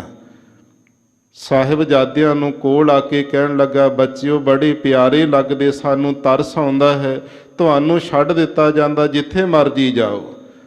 ਜਦੋਂ ਗੁਰੂ ਕਲਗੀਧਰ ਪਾਤਸ਼ਾਹ ਮਹਾਰਾਜ ਦੇ ਲਾਲਾ ਨੂੰ ਕਚਹਿਰੀ ਦਾ ਗੇਟ ਖੋਲ੍ਹ ਕੇ ਬਾਹਰ ਕੱਢਿਆ, ਤਾਂ ਮਠਿਆਈ ਵਾਲੀ ਦੁਕਾਨ ਵੱਲ ਸਾਹਿਬਜ਼ਾਦਿਆਂ ਨੇ ਨਜ਼ਰ ਵੀ ਨਹੀਂ ਪਾਈ, ਖਿਡੌਣਿਆਂ ਨੂੰ ਹੱਥ ਲਾ ਕੇ ਵੀ ਨਹੀਂ ਵੇਖਣਾ ਕੀਤਾ। ਤੀਸਰੀ ਦੁਕਾਨ ਤੇ ਜਿੱਥੇ ਸ਼ਸਤਰ ਪਏ ਸਨ, ਬਾਬਾ ਫਤਿਹ ਸਿੰਘ ਜੀ ਨੇ ਆਪਣੇ ਹਿਸਾਬ ਨਾਲ ਛੋਟਾ ਜਿਹਾ ਪਿਸਤੌਲ ਚੁੱਕਿਆ। ਬਾਬਾ ਜੋਰਾਵਰ ਸਿੰਘ ਜੀ ਨੇ ਛੋਟੀ ਬੰਦੂਕ ਚੁੱਕੀ ਹੈ। ਕਦੇ ਛੋਟੀਆਂ ਕਿਰਪਾਨਾਂ ਸ੍ਰੀ ਸਾਹਿਬਾਂ ਚੁੱਕ ਕੇ ਵੇਖਦੇ, ਕਦੇ ਛੋਟੇ ਤੀਰ ਚੁੱਕ ਕੇ ਵੇਖਦੇ ਨੇ। ਆਪਸ ਵਿੱਚ ਕਹਿੰਦੇ ਇਹ ਸ਼ਾਸਤਰ ਬੜੇ ਸੁੰਦਰ ਸੋਹਣੇ ਲੱਗਦੇ ਨੇ, ਇਹ ਬੜੇ ਕਮਾਲ ਦੇ ਸ਼ਾਸਤਰ ਪਏ ਨੇ ਇੱਥੇ। ਤੇ ਅੰਦਰ ਝੂਠਾ ਆਨੰਦ ਕਹਿ ਰਿਹਾ ਵਜੀਦ ਖਾਂ, ਹੁਣ ਦੇਖੋ ਇਹ ਤੇ ਜੰਮਦੇ ਹੀ ਸ਼ਾਸਤਰਾਂ ਨੂੰ ਹੱਥ ਪਾਉਂਦੇ ਨੇ, ਇਹ ਕੱਲ ਨੂੰ ਕਾਬੂ ਨਹੀਂ ਆਉਣਗੇ। ਫਿਰ ਉੱਥੇ ਜਿਹੜਾ ਫਤਵਾ ਸੀ ਸਾਹਿਬਜ਼ਾਦਿਆਂ ਨੂੰ ਲਗਵਾਉਣ ਵਾਸਤੇ ਕਾਜੀ ਵੀ ਬੁਲਾ ਲਿਆ। ਕਿਹਾ ਸੀ ਇਹਨਾਂ ਲਾਲਾ ਨੂੰ ਤੇ ਮਾਤਾ ਗੁਜਰ ਕੌਰ ਜੀ ਨੂੰ ਸ਼ਹੀਦ ਕਰਨ ਵਾਸਤੇ, ਖਤਮ ਕਰਨ ਵਾਸਤੇ ਫਤਵਾ ਸੁਣਾਓ। ਤੇ ਕਾਜੀ ਨੇ ਕਹਿ ਦਿੱਤਾ ਸੀ ਕਾਨੂੰਨ ਦੀ ਕਿਸੇ ਕਿਤਾਬ ਦੇ ਅੰਦਰ ਵੀ ਐਸਾ ਕੋਈ ਕਾਨੂੰਨ ਲਿਖਿਆ ਨਹੀਂ ਮਿਲਦਾ ਕਿ ਦੁੱਧ ਦੀਆਂ ਦੰਦੀਆਂ ਜਿਨ੍ਹਾਂ ਬੱਚਿਆਂ ਦੀਆਂ ਨਿਕਲੀਆਂ ਨਾ ਹੋਣ, ਜਿਸ ਬਜ਼ੁਰਗ ਮਾਤਾ ਤੋਂ ਸਹਾਰੇ ਤੋਂ ਬਿਨਾਂ ਤੁਰਿਆ ਨਾ ਜਾਂਦਾ ਹੋਵੇ, ਬਜ਼ੁਰਗ ਦੇ ਉੱਤੇ ਕਹਿਰ ਕਰਨਾ, ਇਹ ਕਿਸੇ ਕਿਤਾਬ ਦੇ ਵਿੱਚੋਂ ਕਾਨੂੰਨ ਨਹੀਂ ਮਿਲੇਗਾ। ਤੇ ਜਦੋਂ ਕਾਜੀ ਨੇ ਜਵਾਬ ਦੇ ਦਿੱਤਾ ਸੀ, ਫਿਰ ਢਿੰਗੋ ਜੋਰੀ ਦੇ ਨਾਲ ਜਿਹੜੀ ਲਾਲ ਮਸੀਤ ਹੈ ਉਹਦੇ ਵਿੱਚੋਂ ਇਹ ਜਿਹੜਾ ਫਤਵਾ ਉੱਥੇ ਸੁਣਾਇਆ ਗਿਆ ਕਿ ਇਹਨਾਂ ਸਾਹਿਬਜ਼ਾਦਿਆਂ ਨੂੰ ਨੀਹਾਂ ਵਿੱਚ ਚਿਣ ਕੇ ਸ਼ਹੀਦ ਕੀਤਾ ਜਾਵੇ। ਜਦੋਂ ਸਾਧ ਸੰਗਤ ਤੇ ਕਚਹਿਰੀ ਦੇ ਅੰਦਰ ਆਵਾਜ਼ ਸੁਣਾਈ ਦਿੱਤੀ, ਗੁਰੂ ਗੋਬਿੰਦ ਸਿੰਘ ਦੇ ਲਾਲ 7 ਸਾਲ ਤੇ 9 ਸਾਲ ਦੀਆਂ ਨਿੱਕੀਆਂ ਜਿੰਦਾਂ, ਇਹਨਾਂ ਨੂੰ ਨੀਹਾਂ ਵਿੱਚ ਚਿਣਿਆ ਜਾਵੇਗਾ। ਸਾਰੀਆਂ ਕੌਮਾਂ, ਸਾਰੇ ਧਰਮ ਕਦੇ ਮਾੜੇ ਨਹੀਂ ਹੋਇਆ ਕਰਦੇ। ਉਹ ਇਸ ਪ੍ਰਕਾਰ ਬੈਠਾ ਸੀ ਸ਼ੇਰ ਮੁਹੰਮਦ ਮਲੇਰ ਕੋਟਲੀਆ, ਧਰਮੀ ਬੰਦਾ, ਧਰਮ ਤੇ ਵਿਸ਼ਵਾਸ ਰੱਖਣ ਵਾਲਾ, ਉੱਠ ਕੇ ਖੜਾ ਹੋ ਗਿਆ ਤੇ ਹਾ ਦਾ ਨਾਰਾ ਮਾਰਿਆ। ਕਹਿਣ ਲੱਗਿਆ ਵਜੀਦ ਖਾਂ, ਇਹ ਕਰਮ ਨਾ ਕਿਤੇ ਕਰ ਬੈਠੀ, ਧਰਤੀ ਨਹੀਂ ਚੱਲੇਗੀ, ਨਰਕ ਵੀ ਨਹੀਂ ਤੈਨੂੰ ਚੱਲਣਗੇ, ਧਰਤੀ ਗਰਕ ਹੋ ਜਾਵੇਗੀ। ਪਰੰਤੂ ਕਿੱਥੇ ਇਹ ਜਰਵਾਣੇ ਹਕੂਮਤ ਦੇ ਨਸ਼ੇ ਵਿੱਚ ਮੰਨਦੇ ਨੇ। ਉਸ ਵੇਲੇ ਇਹ ਸ਼ੇਰ ਮੁਹੰਮਦ ਮਲੇਰ ਕੋਟਲੇ ਵਾਲਾ ਹਾ ਦਾ ਨਾਰਾ ਮਾਰ ਕੇ ਬਾਹਰ ਨਿਕਲ ਗਿਆ। ਉਹਦੇ ਹਾ ਦੇ ਨਾਰੇ ਮਾਰੇ ਹੋਏ ਦਾ ਮੁੱਲ ਬਾਬਾ ਬੰਦਾ ਸਿੰਘ ਬਹਾਦਰ ਜੀ ਨੇ ਪਾਇਆ। ਮਲੇਰ ਕੋਟਲੇ ਵਾਲਾ ਆਪਣਾ ਇੱਕ ਕਦਮ ਵੀ ਨਹੀਂ ਬਾਬਾ ਜੀ ਨੇ ਪੁੱਟਿਆ ਸੀ। ਬਾਕੀ ਸਰਹੰਦ ਦੀ ਇੱਟ ਨਾਲ ਇੱਟ ਖੜਕਾ ਦਿੱਤੀ।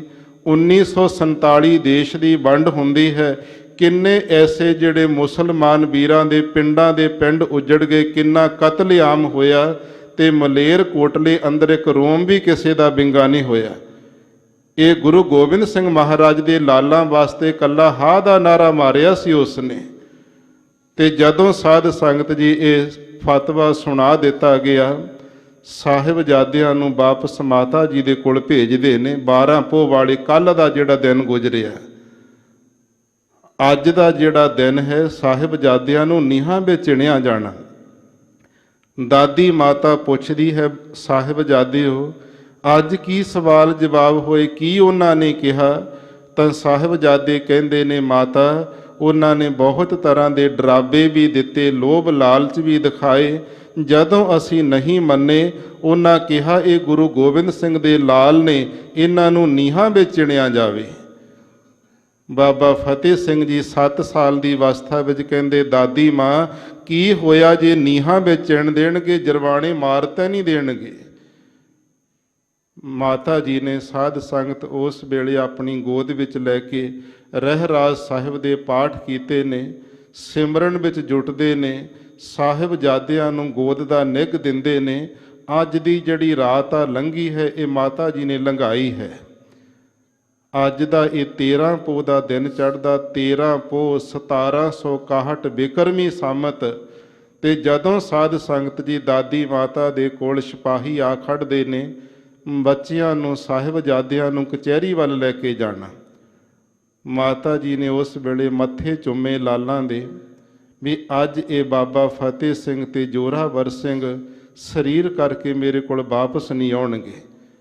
ਬਾਬਾ ਫਤਿਹ ਸਿੰਘ ਜੀ ਨੂੰ ਜਿਸ ਵੇਲੇ ਮਾਤਾ ਜੀ, ਇਹਨਾਂ ਦੇ ਮਾਤਾ ਜੀਤ ਕੌਰ ਜੀ ਸੱਚਖੰਡ ਗਏ, 2 ਸਾਲ ਦੀ ਸਾਰੀ ਉਮਰ ਸੀ। ਸਾਰੀ ਪਾਲਣਾ ਪੋਸ਼ਣਾ ਦਾਦੀ ਮਾਤਾ ਗੁਜਰ ਕੌਰ ਜੀ ਨੇ ਕੀਤੀ ਸੀ।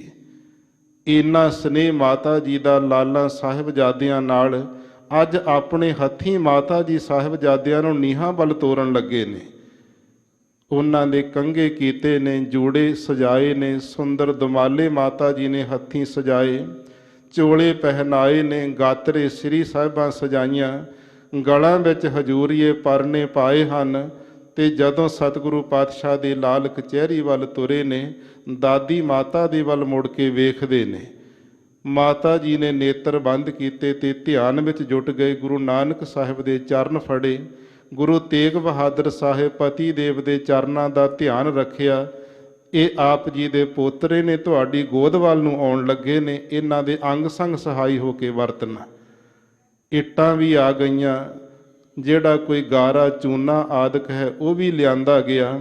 ਜਰਵਾਣੇ ਚਿੰਨ ਵਾਲੇ ਕਾਰੀਗਰ ਵੀ ਮੰਗਾਏ ਗਏ ਨੇ। ਕਚਹਿਰੀ ਵਿੱਚ ਗੁਰੂ ਗੋਬਿੰਦ ਸਿੰਘ ਮਹਾਰਾਜ ਦੇ ਲਾਲ ਪਹੁੰਚਦੇ ਨੇ। ਜਦੋਂ ਸਾਹਿਬਜ਼ਾਦਿਆਂ ਨੂੰ ਉਹ ਨੀਹਾਂ ਵਾਲੇ ਸਥਾਨ ਤੇ ਖੜਾਇਆ ਗਿਆ, ਫਿਰ ਬੜੇ ਲੋਭ ਲਾਲਚ ਦਿਖਾਏ। ਸਾਹਿਬਜ਼ਾਦੇ ਕਹਿੰਦੇ, ਇੱਕ ਵਾਰੀ ਕਹੋ, ਲੱਖਾਂ ਵਾਰੀ ਕਹੋ, ਕਦੇ ਧਰਮ ਨਹੀਂ ਛੱਡਾਂਗੇ। ਤੁਸੀਂ ਆਪਣਾ ਕੰਮ ਕਰੋ, ਅਸੀਂ ਆਪਣਾ ਕੰਮ ਕਰਦੇ ਹਾਂ। ਜਪਜੀ ਸਾਹਿਬ ਦੇ ਪਾਠ ਦੋਹਾਂ ਸਾਹਿਬਜ਼ਾਦਿਆਂ ਨੇ ਆਰੰਭ ਕਰ ਦਿੱਤੇ। ਜਦੋਂ ਜ਼ਾਲਮਾਂ ਨੇ ਇੱਟਾਂ ਦੀ ਚਿਣ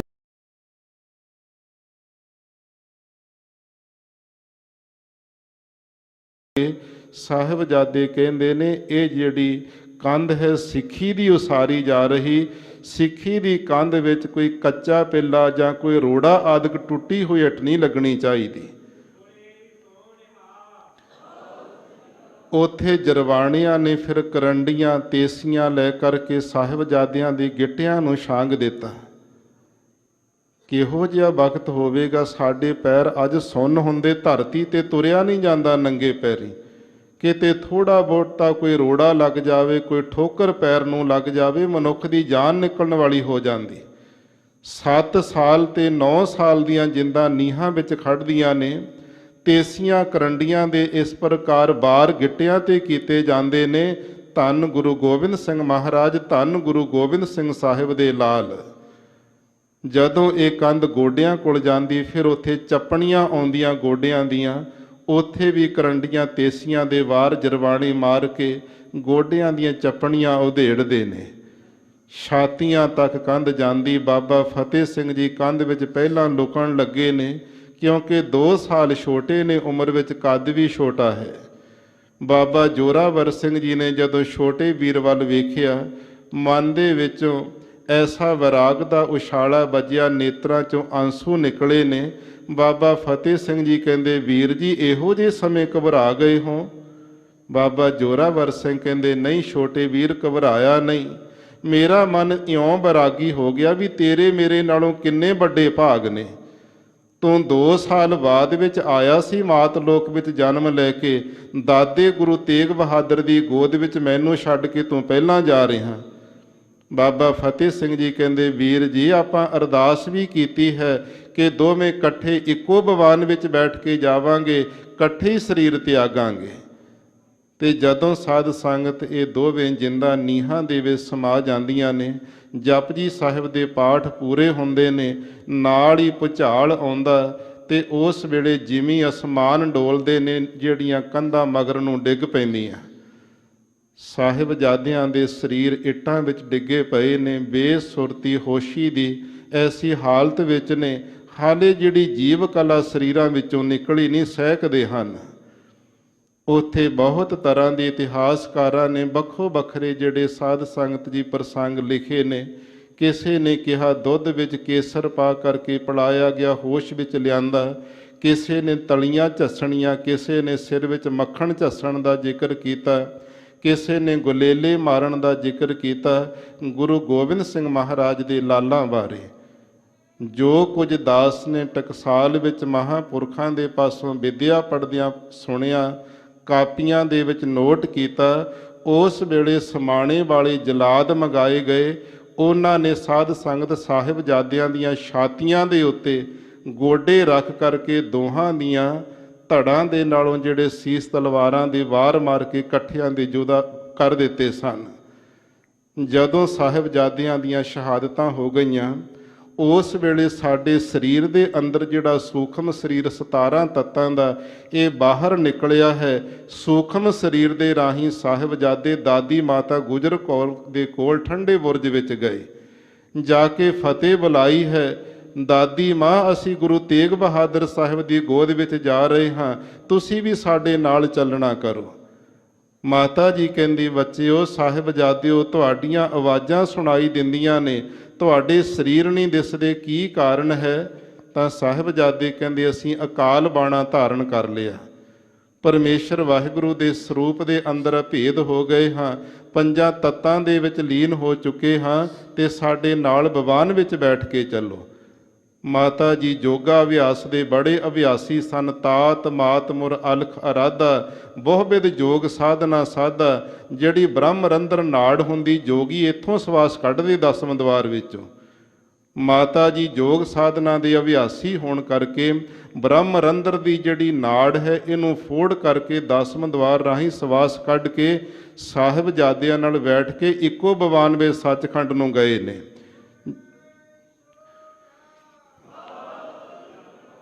ਜਦੋਂ ਤਿੰਨੇ ਰੂਹਾਂ ਸੱਚਖੰਡ ਨੂੰ ਰਵਾਨਾ ਹੋਈਆਂ, ਸਿਪਾਹੀ ਆਏ ਨੇ ਸੁਨੇਹਾ ਦੇਣ ਵਾਸਤੇ। ਠੰਡੇ ਬੁਰਜ ਵਿੱਚ ਦੇਖਿਆ ਮਾਤਾ ਜੀ ਤੇ ਸਰੀਰ ਤਿਆਗੀ ਬੈਠੇ ਹਨ। ਫਿਰ ਸਾਧ ਸੰਗਤ ਜੀ, ਕੁਝ ਇਤਿਹਾਸਕਾਰਾਂ ਨੇ ਇੱਥੇ ਕਹਿ ਦਿੱਤਾ ਜੀ ਮਾਤਾ ਜੀ ਨੇ ਕੰਧ ਵਿੱਚ ਟੱਕਰ ਮਾਰੀ ਸੀ। ਕਿਸੇ ਨੇ ਕਹਿ ਦਿੱਤਾ ਜੀ ਉਹਨਾਂ ਦੇ ਕੋਲ ਹੀਰਾ ਸੀ, ਹੀਰਾ ਚੱਟ ਕਰਕੇ ਉਹਨਾਂ ਦੀ ਮੌਤ ਹੋ ਗਈ। ਗੁਰੂ ਗੋਬਿੰਦ ਸਿੰਘ ਦੀ ਮਾਤਾ ਹੋਵੇ, ਜਿਸ ਮਾਤਾ ਨੇ ਪਤੀ ਹੱਥੀਂ ਤੋਰਿਆ ਹੋਵੇ ਦਿੱਲੀ ਵੱਲ ਨੂੰ, ਜਿਸ ਮਾਤਾ ਨੇ ਪੋਤਰਿਆਂ ਨੂੰ ਤਿਆਰ ਕਰਕੇ ਸਿੱਖਿਆ ਦੇ ਕੇ ਨੀਹਾਂ ਵਿੱਚ ਚਿਣਨ ਵਾਸਤੇ ਭੇਜਿਆ ਹੋਵੇ, ਕੀ ਮਾਤਾ ਆਤਮ ਹੱਤਿਆ ਕਰੇਗੀ? ਆਤਮ ਘਾਤੀ ਹੈ ਜਗਤ ਕਸਾਈ, ਗੁਰਬਾਣੀ ਤੇ ਕਹਿੰਦੀ ਪਈ ਹੈ। ਮਾਤਾ ਜੀ ਨੇ ਉਸ ਵੇਲੇ ਫਿਰ ਬ੍ਰਹਮ ਰੰਧਰ ਦੀ ਨਾੜ ਫੋੜ ਕੇ 10ਵੇਂ ਦਵਾਰ ਦੇ ਰਾਹੀਂ ਸਵਾਸ ਕੱਢ ਕੇ ਸਾਹਿਬਜ਼ਾਦਿਆਂ ਦੇ ਨਾਲ ਪਿਆਨਾ ਕੀਤਾ। ਜਦੋਂ ਤਿੰਨੇ ਸਰੀਰ ਸਰਹੰਦ ਦੀ ਧਰਤੀ ਤੇ ਪਏ ਨੇ, ਜਰਵਾਣਿਆਂ ਦਾ ਗੁੱਸਾ ਹਾਲੇ ਠੰਡਾ ਨਹੀਂ ਹੋਇਆ ਸੀ। ਵਜੀਦੇ ਨੇ ਕਹਿ ਦਿੱਤਾ ਸੀ, ਇਹਨਾਂ ਦੇ ਸਰੀਰ ਰੋਲਾਂਗਾ, ਇਹਨਾਂ ਦਾ ਸੰਸਕਾਰ ਨਹੀਂ ਹੋਣ ਦੇਣਾ, ਕਿਉਂਕਿ ਮੈਂ ਹਾਕਮ ਹਾਂ, ਮੇਰਾ ਹੁਕਮ ਚੱਲਦਾ, ਮੇਰੀ ਜ਼ਮੀਨ ਹੈ, ਮੈਂ ਆਪਣੀ ਜ਼ਮੀਨ ਤੇ ਸੰਸਕਾਰ ਨਹੀਂ ਇਹਨਾਂ ਦਾ ਹੋਣ ਦਿਆਂਗਾ।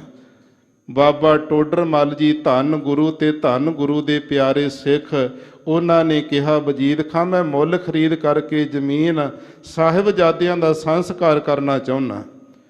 ਫਿਰ ਸੋਨੇ ਦੀਆਂ ਕਹਿੰਦੇ ਮੋਹਰਾਂ ਜਿਹੜੀਆਂ ਵਜੀਦ ਖਾਂ ਕਹਿੰਦਾ ਉਹਦੇ ਬਦਲੇ ਇਹ ਧਰਤੀ ਦਿਆਂਗਾ। ਜਦੋਂ ਮੋਹਰਾਂ ਵਿਛਾਣ ਲੱਗਿਆ ਤੇ ਵਜੀਦਾ ਕਹਿੰਦਾ ਮੋਹਰਾਂ ਖੜੀਆਂ ਕਰਕੇ ਧਰਤੀ ਦੇਵਾਂਗਾ। ਫਿਰ ਉਸ ਬਾਬਾ ਟੋਡਰ ਮੱਲ ਜੀ ਨੇ ਸਾਰੀ ਜਿਹੜੀ ਧਰਤੀ ਸੀ ਜਿੱਥੇ ਸੰਸਕਾਰ ਹੋਣਾ ਸੀ, ਗੁਰਦੁਆਰਾ ਅੱਜ ਜੋਤੀ ਸਰੂਪ ਸਾਹਿਬ ਹੈ, ਉਹ ਮੋਹਰਾਂ ਖੜੀਆਂ ਕਰਕੇ ਓਨੀ ਜਗ੍ਹਾ ਖਰੀਦੀ ਜਰਵਾਣਿਆਂ ਤੋਂ। ਫਿਰ ਤਿੰਨਾਂ ਹੀ ਸਰੀਰਾਂ ਨੂੰ ਬਾਬਾ ਟੋਡਰ ਮੱਲ ਜੀ ਨੇ ਸਾਹਿਬਜ਼ਾਦਿਆਂ ਦੇ ਆਪ ਹੱਥੀਂ ਇਸ਼ਨਾਨ ਕਰਵਾਏ ਸੀ। ਅੰਤਲੇ ਸਮੇਂ ਬਾਬਾ ਟੋਡਰ ਮੱਲ ਜੀ ਦੀ ਪਤਨੀ ਨੇ ਮਾਤਾ ਗੁਜਰ ਕੌਰ ਜੀ ਦਾ ਹੱਥੀਂ ਇਸ਼ਨਾਨ ਕਰਵਾਇਆ। ਤਿੰਨਾਂ ਨੂੰ ਚੰਦਨ ਦੀ ਚਿਖਾ ਤਿਆਰ ਕਰਕੇ ਲਾਂਬੂ ਬਾਬਾ ਟੋਡਰ ਮੱਲ ਜੀ ਨੇ ਆਪ ਲਾਇਆ। ਦੂਜੇ ਪਾਸੇ ਬਾਬਾ ਮੋਤੀ ਰਾਮ ਮਹਿਰਾ ਜੀ ਨੇ 3 ਗਲਾਸ ਦੁੱਧ ਦੇ ਪਿਲਾਏ ਸੀ ਸਾਹਿਬਜ਼ਾਦਿਆਂ ਤੇ ਮਾਤਾ ਜੀ ਨੂੰ ਜਾ ਕੇ। ਉਹਦੇ ਬਦਲੇ ਜਰਵਾਣਿਆਂ ਨੇ ਸਾਰਾ ਪਰਿਵਾਰ ਕੋਹਲੂ ਵਿੱਚ ਪੀੜ ਦਿੱਤਾ ਸੀ। 6 ਸਾਲ ਦਾ ਪੁੱਤਰ ਸੀ ਬਾਬਾ ਨਰੈਣਾ, ਉਹ ਵੀ ਨਹੀਂ ਬਖਸ਼ਿਆ ਸੀ, ਉਹ ਵੀ ਕੋਹਲੂ ਵਿੱਚ ਕੱਢ ਦਿੱਤਾ ਸੀ। ਸਤਿਗੁਰੂ ਪਾਤਸ਼ਾਹ ਮਹਾਰਾਜ ਦੇ ਲਾਲਾਂ ਦੀ ਸ਼ਹਾਦਤ, ਇਹ ਜਦੋਂ ਕਲੰਗੀਆਂ ਵਾਲੇ ਸਤਿਗੁਰੂ ਪਾਤਸ਼ਾਹ ਨੂਰੇ ਮਾਹੀ ਦੀ ਰਸਨਾ ਤੋਂ ਰਾਏਕੋਟ ਦੀ ਪਾਵਨ ਧਰਤੀ ਤੇ ਬੈਠੇ ਸੁਣਦੇ ਨੇ, ਸਤਿਗੁਰੂ ਦੇ ਕਰ ਕਮਲਾਂ ਵਿੱਚ ਤੀਰ ਪਕੜਿਆ ਹੋਇਆ, ਹੇਠਾਂ ਕਾਹੀ ਦਾ ਬੂਟਾ ਧਰਤੀ ਵਿੱਚ ਖੜਾ, ਉਹਦੀਆਂ ਜੜ੍ਹਾਂ ਨੂੰ ਖੁਰਚਦੇ ਨੇ। ਤੇ ਜਦੋਂ ਇਹ ਸਾਰੀ ਵਿਥਿਆ ਸਮਾਪਤ ਕੀਤੀ, ਨਾਲ ਹੀ ਸਤਿਗੁਰਾਂ ਨੇ ਕਾਹੀ ਦਾ ਬੂਟਾ ਤੀਰ ਦੀ ਨੋਕ ਨਾਲ ਪੁੱਟ ਕੇ ਭਗਾ ਕੇ ਮਾਰਿਆ। ਤੇ ਸਤਿਗੁਰੂ ਪਾਤਸ਼ਾਹ ਕਹਿੰਦੇ, ਰਹਿ ਰਾਏ ਕੱਲੇ ਜ਼ੁਲਮ ਰਾਜ ਦੀ ਜਿਹੜੀ ਜੜ ਵੀ ਪੁੱਟ ਦਿੱਤੀ ਹੈ। ਜੇ ਸਾਹਿਬਜ਼ਾਦਿਆਂ ਦੀਆਂ ਮਾਤਾ ਗੁਜਰ ਕੌਰ ਜੀ ਦੀਆਂ ਸ਼ਹਾਦਤਾਂ ਨਾ ਹੁੰਦੀਆਂ ਤੇ ਸ਼ਾਇਦ ਜ਼ੁਲਮ ਰਾਜ ਦੀ ਜੜ ਨਾ ਪੁੱਟੀ ਜਾਂਦੀ, ਨਾ ਖਤਮ ਹੁੰਦੀ। ਧੰਨ ਗੁਰੂ ਗੋਬਿੰਦ ਸਿੰਘ ਸਾਹਿਬ ਮਹਾਰਾਜ ਜੀ ਦੇ ਲਾਲਾਂ ਦਾ ਅੱਜ ਸ਼ਹੀਦੀ ਦਿਹਾੜਾ। ਸਾਰੀਆਂ ਸੰਗਤਾਂ ਬੜੇ ਪਿਆਰ ਵਿੱਚ ਬੈਰਾਗ ਵਿੱਚ ਭਿੱਜ ਕੇ ਮਨਾ ਰਹੀਆਂ ਨੇ। ਸਾਰੀਆਂ ਸੰਗਤਾਂ ਨੂੰ ਬੇਨਤੀ ਹੈ, ਸ੍ਰੀ ਅਕਾਲ ਤਖਤ ਸਾਹਿਬ ਦੇ ਵੱਲੋਂ ਆਦੇਸ਼ ਵੀ ਹੋਇਆ ਹੈ ਕਿ ਅੱਜ 10 ਵਜੇ ਚਾਹੇ ਦੇਸ਼ ਦੀ ਸੰਗਤ, ਵਿਦੇਸ਼ ਦੀ, ਕੋਈ ਜਹਾਜ਼ ਵਿੱਚ, ਕੋਈ ਟ੍ਰੇਨ ਵਿੱਚ, ਕੋਈ ਘਰ ਵਿੱਚ, ਜਿੱਥੇ ਵੀ ਹੈ 10 ਵਜੇ 10 ਮਿੰਟ ਵਾਸਤੇ ਸਿਮਰਨ ਦੇ ਵਿੱਚ ਜੁਟ ਜਾਇਓ। ਇਹ ਸਾਹਿਬਜ਼ਾਦਿਆਂ ਦੇ ਚਰਨਾਂ ਦੇ ਅੰਦਰ ਸਾਡੀ ਜਿਹੜੀ ਸੱਚੀ ਸ਼ਰਧਾ ਹੋਵੇਗੀ, ਉਹਨਾਂ ਸ਼ਹੀਦਾਂ ਨੂੰ ਸ਼ਰਧਾਂਜਲੀ ਹੋਵੇਗੀ, ਕਿਉਂਕਿ ਸ਼ਹੀਦਾਂ ਦੀ ਬਦੌਲਤ ਸਾਰੇ ਦੁਨੀਆ ਦੇ ਰਾਜ ਭਾਗ ਸੁੱਖ ਅੱਜ ਸਾਨੂੰ ਪ੍ਰਾਪਤ ਹਨ। ਸੋ ਸਾਧ ਸੰਗਤ ਜੀ, ਆਓ ਹੁਣ ਆਪਾਂ ਜੋ ਅੰਮ੍ਰਿਤ ਵੇਲੇ ਸਤਿਗੁਰੂ ਪਾਤਸ਼ਾਹ ਜੀ ਨੇ ਸ੍ਰੀ ਮੁਖ ਵਾਕ ਬਖਸ਼ਿਆ ਹੈ, ਥੋੜ੍ਹੇ ਜਿਹੇ ਸਮੇਂ ਵਿੱਚ ਪਾਵਨ ਗੁਰਬਾਣੀ ਦੀ ਕਥਾ ਉਹ ਵੀ ਆਪਾਂ ਸ਼ਰਵਣ ਕਰਨੀ ਕਰੀਏ ਜੀ। ਸਤਨਾਮ ਸ੍ਰੀ ਵਾਹਿਗੁਰੂ ਸਾਹਿਬ ਜੀ। ਸੋਰਠ ਮਹੱਲਾ ਪਹਿਲਾ। ਸੋਰਠ ਰਾਗਣੀ ਦੇ ਅੰਦਰ ਪਹਿਲੇ ਪਾਤਸ਼ਾਹ ਧੰਨ ਗੁਰੂ ਨਾਨਕ ਦੇਵ ਸਾਹਿਬ ਮਹਾਰਾਜ ਪਾਵਨ ਸ਼ਬਦ ਉਚਾਰਨ ਕਰਦੇ ਹਨ। ਇਨੀ ਸਤਿਗੁਰ ਸੇਵਿਆ ਪਿਆਰੇ। ਇਹ ਪਾਵਨ ਜਿਹੜਾ ਸ਼ਬਦ ਹੈ, ਇਹ ਕਰਤਾਰਪੁਰ ਦੀ ਪਾਵਨ ਧਰਤੀ ਤੇ ਜਿੱਥੇ ਸਤਿਗੁਰੂ ਪਾਤਸ਼ਾਹ ਮਹਾਰਾਜ ਜੋਤੀ ਜੋਤ ਸਮਾਏ ਹਨ, ਉੱਥੇ ਜਦੋਂ ਦੀਵਾਨ ਸਜਿਆ ਹੋਇਆ ਸੀ, ਗੁਰਸਿੱਖਾਂ ਨੇ ਬੇਨਤੀ ਕੀਤੀ, ਮਹਾਰਾਜ ਅਕਾਲ ਪੁਰਖ ਪਰਮਾਤਮਾ ਤੇ ਸਤਿਗੁਰੂ ਦਾ ਸੇਵਨ ਸਿਮਰਨ ਕਰਨਾ ਤੇ ਸਤਿਗੁਰੂ ਦੀ ਸੇਵਾ ਕਰਨ ਦਾ ਫਲ ਕੀ ਜੀਵ ਨੂੰ ਮਿਲਦਾ ਹੈ। ਤਾਂ ਸਤਿਗੁਰੂ ਜੀ ਨੇ ਇਹ ਪਾਵਨ ਸ਼ਬਦ ਉਸ ਵੇਲੇ ਉਚਾਰਨ ਕੀਤਾ ਕਰਤਾਰਪੁਰ ਦੀ ਪਾਵਨ ਧਰਤੀ ਤੇ। ਗਰੀਬ ਨਵਾਜ ਸਤਿਗੁਰੂ ਕਹਿੰਦੇ, ਜਿਨੀ ਸਤਿਗੁਰ ਸੇਵਿਆ ਪਿਆਰੇ। ਹੇ ਮੇਰੇ ਪਿਆਰੇ ਗੁਰੂ ਦੇ ਸਿੱਖਾ, ਜਿਨ੍ਹਾਂ ਨੇ ਭਾਵਨਾ ਵਿੱਚ ਭਿੱਜ ਕਰਕੇ ਆਪਣੇ ਸਤਿਗੁਰੂ ਦਾ ਸੇਵਨ ਸਿਮਰਨ ਕੀਤਾ ਹੈ, ਆਪਣੇ ਗੁਰੂ ਪਰਮਾਤਮਾ ਵਾਹਿਗੁਰੂ ਜੀ ਦੀ ਸੇਵਾ ਕੀਤੀ ਹੈ, ਤਿਨ ਕੇ ਸਾਥ ਧਰੇ। ਉਹਨਾਂ ਸੇਵਾ ਕਰਨ ਵਾਲਿਆਂ ਤੇ ਸਿਮਰਨ ਕਰਨ ਵਾਲਿਆਂ ਦੇ ਸਾਥ ਕਹੀਏ ਸੰਗ ਕਰਕੇ ਉਹਨਾਂ ਦੇ ਨਾਲ ਪੂਰਾਂ ਦੇ ਪੂਰ ਤਰੇ ਤਰ ਜਾਂਦੇ ਨੇ। ਆਪ ਤੇ ਤਰਨਾ ਹੈ, ਜਿਨੀ ਨਾਮ ਧਿਆਇਆ ਗਏ ਮਸਕਤ ਘਾਲ, ਨਾਨਕ ਤੇ ਮੁਖ ਉਜਲੇ ਕੀਤੀ ਛੁੱਟੀ ਨਾਲ। ਆਪ ਤਾਂ ਮੁਕਤ ਹੋਣਾ ਹੀ ਹੋਣਾ, ਜਿਹਨੇ ਸਿਮਰਨ ਕੀਤਾ, ਜਿਹਨੇ ਸੇਵਾ ਕੀਤੀ ਗੁਰੂ ਦੀ, ਉਹਨਾਂ ਦੇ ਅੱਗੇ ਸੰਗੀ ਸਾਥੀ ਵੀ ਤਰ ਜਾਂਦੇ ਨੇ, ਮੁਕਤ ਹੋ ਜਾਂਦੇ ਹਨ।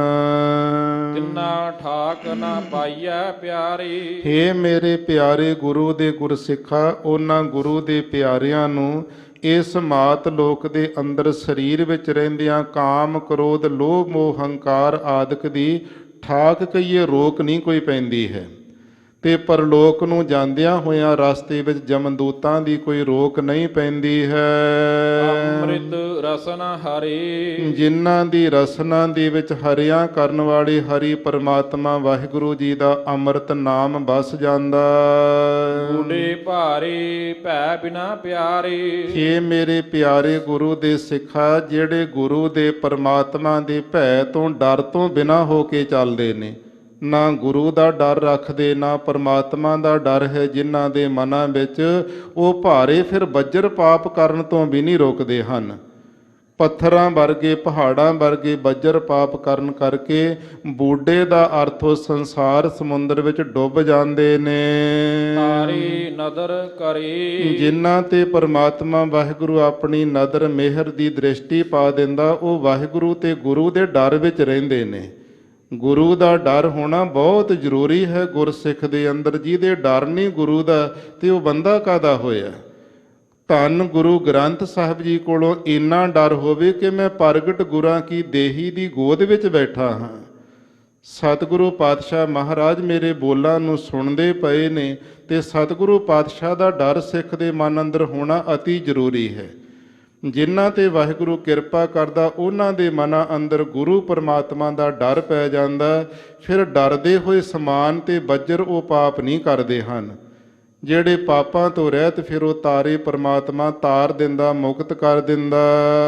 ਕੀ ਤੂੰ ਹੈ ਸਲਾਹਣਾ ਪਿਆਰੇ। ਹੇ ਪਿਆਰੇ ਅਕਾਲ ਪੁਰਖ ਪਰਮਾਤਮਾ ਵਾਹਿਗੁਰੂ ਜੀ, ਮੈਂ ਤੂੰ ਹੈ ਦਾ ਅਰਥ ਹੈ ਤੁਹਾਡੇ ਤਾਈਂ ਮੈਂ ਸਲਾਹੁਣਾ ਕਰਦਾ ਹਾਂ। ਕੀ ਤੇਰੀ ਸਲਾਹ। ਮਨ ਕਰਕੇ ਵੀ ਤੁਹਾਨੂੰ ਸਲਾਹੁੰਦਾ ਹਾਂ ਤੇ ਬਾਣੀ ਕਰਕੇ ਵੀ ਤੇਰੀ ਸਿਫਤ ਸਲਾਹਤਾ ਕਰਦਾ, ਤੇਰੀ ਵਡਿਆਈ ਕਰਦਾ ਬਿਨ ਹਾਂ। ਮੋਹਿਤ ਭੈ ਡੁੱਬੀਐ ਪਿਆਰੇ। ਹੇ ਪਿਆਰੇ, ਜਿਹੜਾ ਕੋਈ ਬਿਨਾਂ ਬੋਹਿਤ ਜਹਾਜ਼ ਬੇੜੇ ਤੋਂ ਬੰਦਾ ਉਹ ਸੰਸਾਰ ਸਮੁੰਦਰ ਦੇ ਅੰਦਰ ਡੁੱਬਦਾ ਹੈ। ਜਿਨ੍ਹਾਂ ਕੋਲ ਪਰਮਾਤਮਾ ਵਾਹਿਗੁਰੂ ਜੀ ਦੇ ਨਾਮ ਦਾ ਬੋਹਿਤ ਨਹੀਂ ਹੈ, ਕੋਈ ਬੇੜਾ ਜਹਾਜ਼ ਨਹੀਂ, ਉਹਨਾਂ ਦਾ ਸੰਸਾਰ ਸਮੁੰਦਰ ਵਿੱਚ ਲੋਭ ਦੀਆਂ ਜਿਹੜੀਆਂ ਐਸੀਆਂ ਲਾਲਚ ਦੀਆਂ ਲਹਿਰਾਂ ਨੇ, ਇਹਨਾਂ ਵਿੱਚ ਡੁੱਬਣਾ ਹੁੰਦਾ ਹੈ, ਖਤਮ ਹੋ ਜਾਂਦਾ ਜੀਵ। ਕੰਦੀ ਪਾਏ ਕਹਾਹ। ਕੰਦੀ ਦਾ ਅਰਥ ਕਿਨਾਰੇ ਦੇ ਉੱਪਰ ਸੰਸਾਰ ਸਮੁੰਦਰ ਦੇ ਵਿੱਚ ਬਹੁਤ ਸਾਰਾ ਕਹਾ ਕਹਿੰਦੇ ਡੰਡ ਰੌਲਾ ਪੈ ਰਿਹਾ। ਦੁਨੀਆ ਵਿੱਚ ਲੋਕ ਕਹਿੰਦੇ ਫਲਾਨਾ ਰਿਸ਼ੀ ਰੁੜ ਗਿਆ, ਫਲਾਨਾ ਮੁਨੀ ਸੀ, ਉਹਨੂੰ ਮਾਇਆ ਨੇ ਖਾਚਤ ਕਰ ਦਿੱਤਾ, ਕਿਸੇ ਤੇ ਜੜ ਮਾਇਆ ਪੈ ਗਈ, ਕਿਸੇ ਤੇ ਚੇਤਨ ਮਾਇਆ ਦਾ ਪ੍ਰਭਾਵ ਪੈ ਗਿਆ। ਇਸ ਤਰ੍ਹਾਂ ਸੰਸਾਰ ਸਮੁੰਦਰ ਦੇ ਕਿਨਾਰੇ ਤੇ ਬਹੁਤਾ ਹੀ ਕਹਾ ਕਹਿੰਦੇ ਡੰਡ ਰੌਲਾ ਪੈ ਰਿਹਾ ਹੈ। ਰਹਾਉ। ਵਿਸਰਾਮ ਦੇ ਕੇ ਸਤਿਗੁਰੂ ਉਚਾਰਨ ਕਰਦੇ ਹਨ। ਸਾਲਾਹੀ ਸਾਲਾਹਣਾ ਪਿਆਰੇ। ਜਿਹੜਾ ਸਲਾਉਣੇ ਯੋਗ ਅਕਾਲ ਪੁਰਖ ਪਰਮਾਤਮਾ ਹੈ, ਹੇ ਪਿਆਰੇ ਗੁਰਸਿੱਖਾ, ਉਹਦੀ ਸਲਾਹੁਤਾ ਕਰ, ਪਰਮਾਤਮਾ ਦੀ ਸਿਫਤ ਵਡਿਆਈ ਕਰਿਆ ਕਰ। ਦੂਜਾ ਅਵਰ ਨਾ ਕੋਈ। ਜਿਸ ਪਰਮਾਤਮਾ ਵਾਹਿਗੁਰੂ ਜੀ ਤੋਂ ਬਿਨਾਂ ਦੂਜਾ ਅਵਰ ਹੋਰ ਕਿਸੇ ਸਥਾਨ ਵਿੱਚ ਦੂਸਰਾ ਕੋਈ ਵੀ ਨਹੀਂ ਹੈ। ਮੇਰੇ ਪ੍ਰਭ ਸਾਲਾਹਣ ਸੇ ਭਲੇ ਪਿਆਰੇ। ਜਿਹੜੇ ਮੇਰੇ ਪ੍ਰਭੂ ਪਰਮਾਤਮਾ ਵਾਹਿਗੁਰੂ ਦੀ ਸਲਾਹੁਤਾ ਕਰਦੇ ਨੇ, ਹੇ ਪਿਆਰੇ ਗੁਰਸਿੱਖਾ, ਉਹ ਸਾਰਿਆਂ ਤੋਂ ਭਲੇ ਚੰਗੇ ਸਤਿਕਾਰਯੋਗ ਹਨ। ਸ਼ਬਦ ਰਤੇ ਰੰਗ ਹੋਏ। ਜਿਹੜੇ ਗੁਰੂ ਸਾਹਿਬ ਦੇ ਸ਼ਬਦ ਉਪਦੇਸ਼ ਵਿੱਚ ਰੱਤੇ ਰੰਗੇ ਜਾਂਦੇ, ਉਹਨਾਂ ਦੀ ਜ਼ਿੰਦਗੀ ਵਿੱਚ ਰੰਗ ਹੋਏ ਆਨੰਦ ਬਣਦੇ ਹਨ।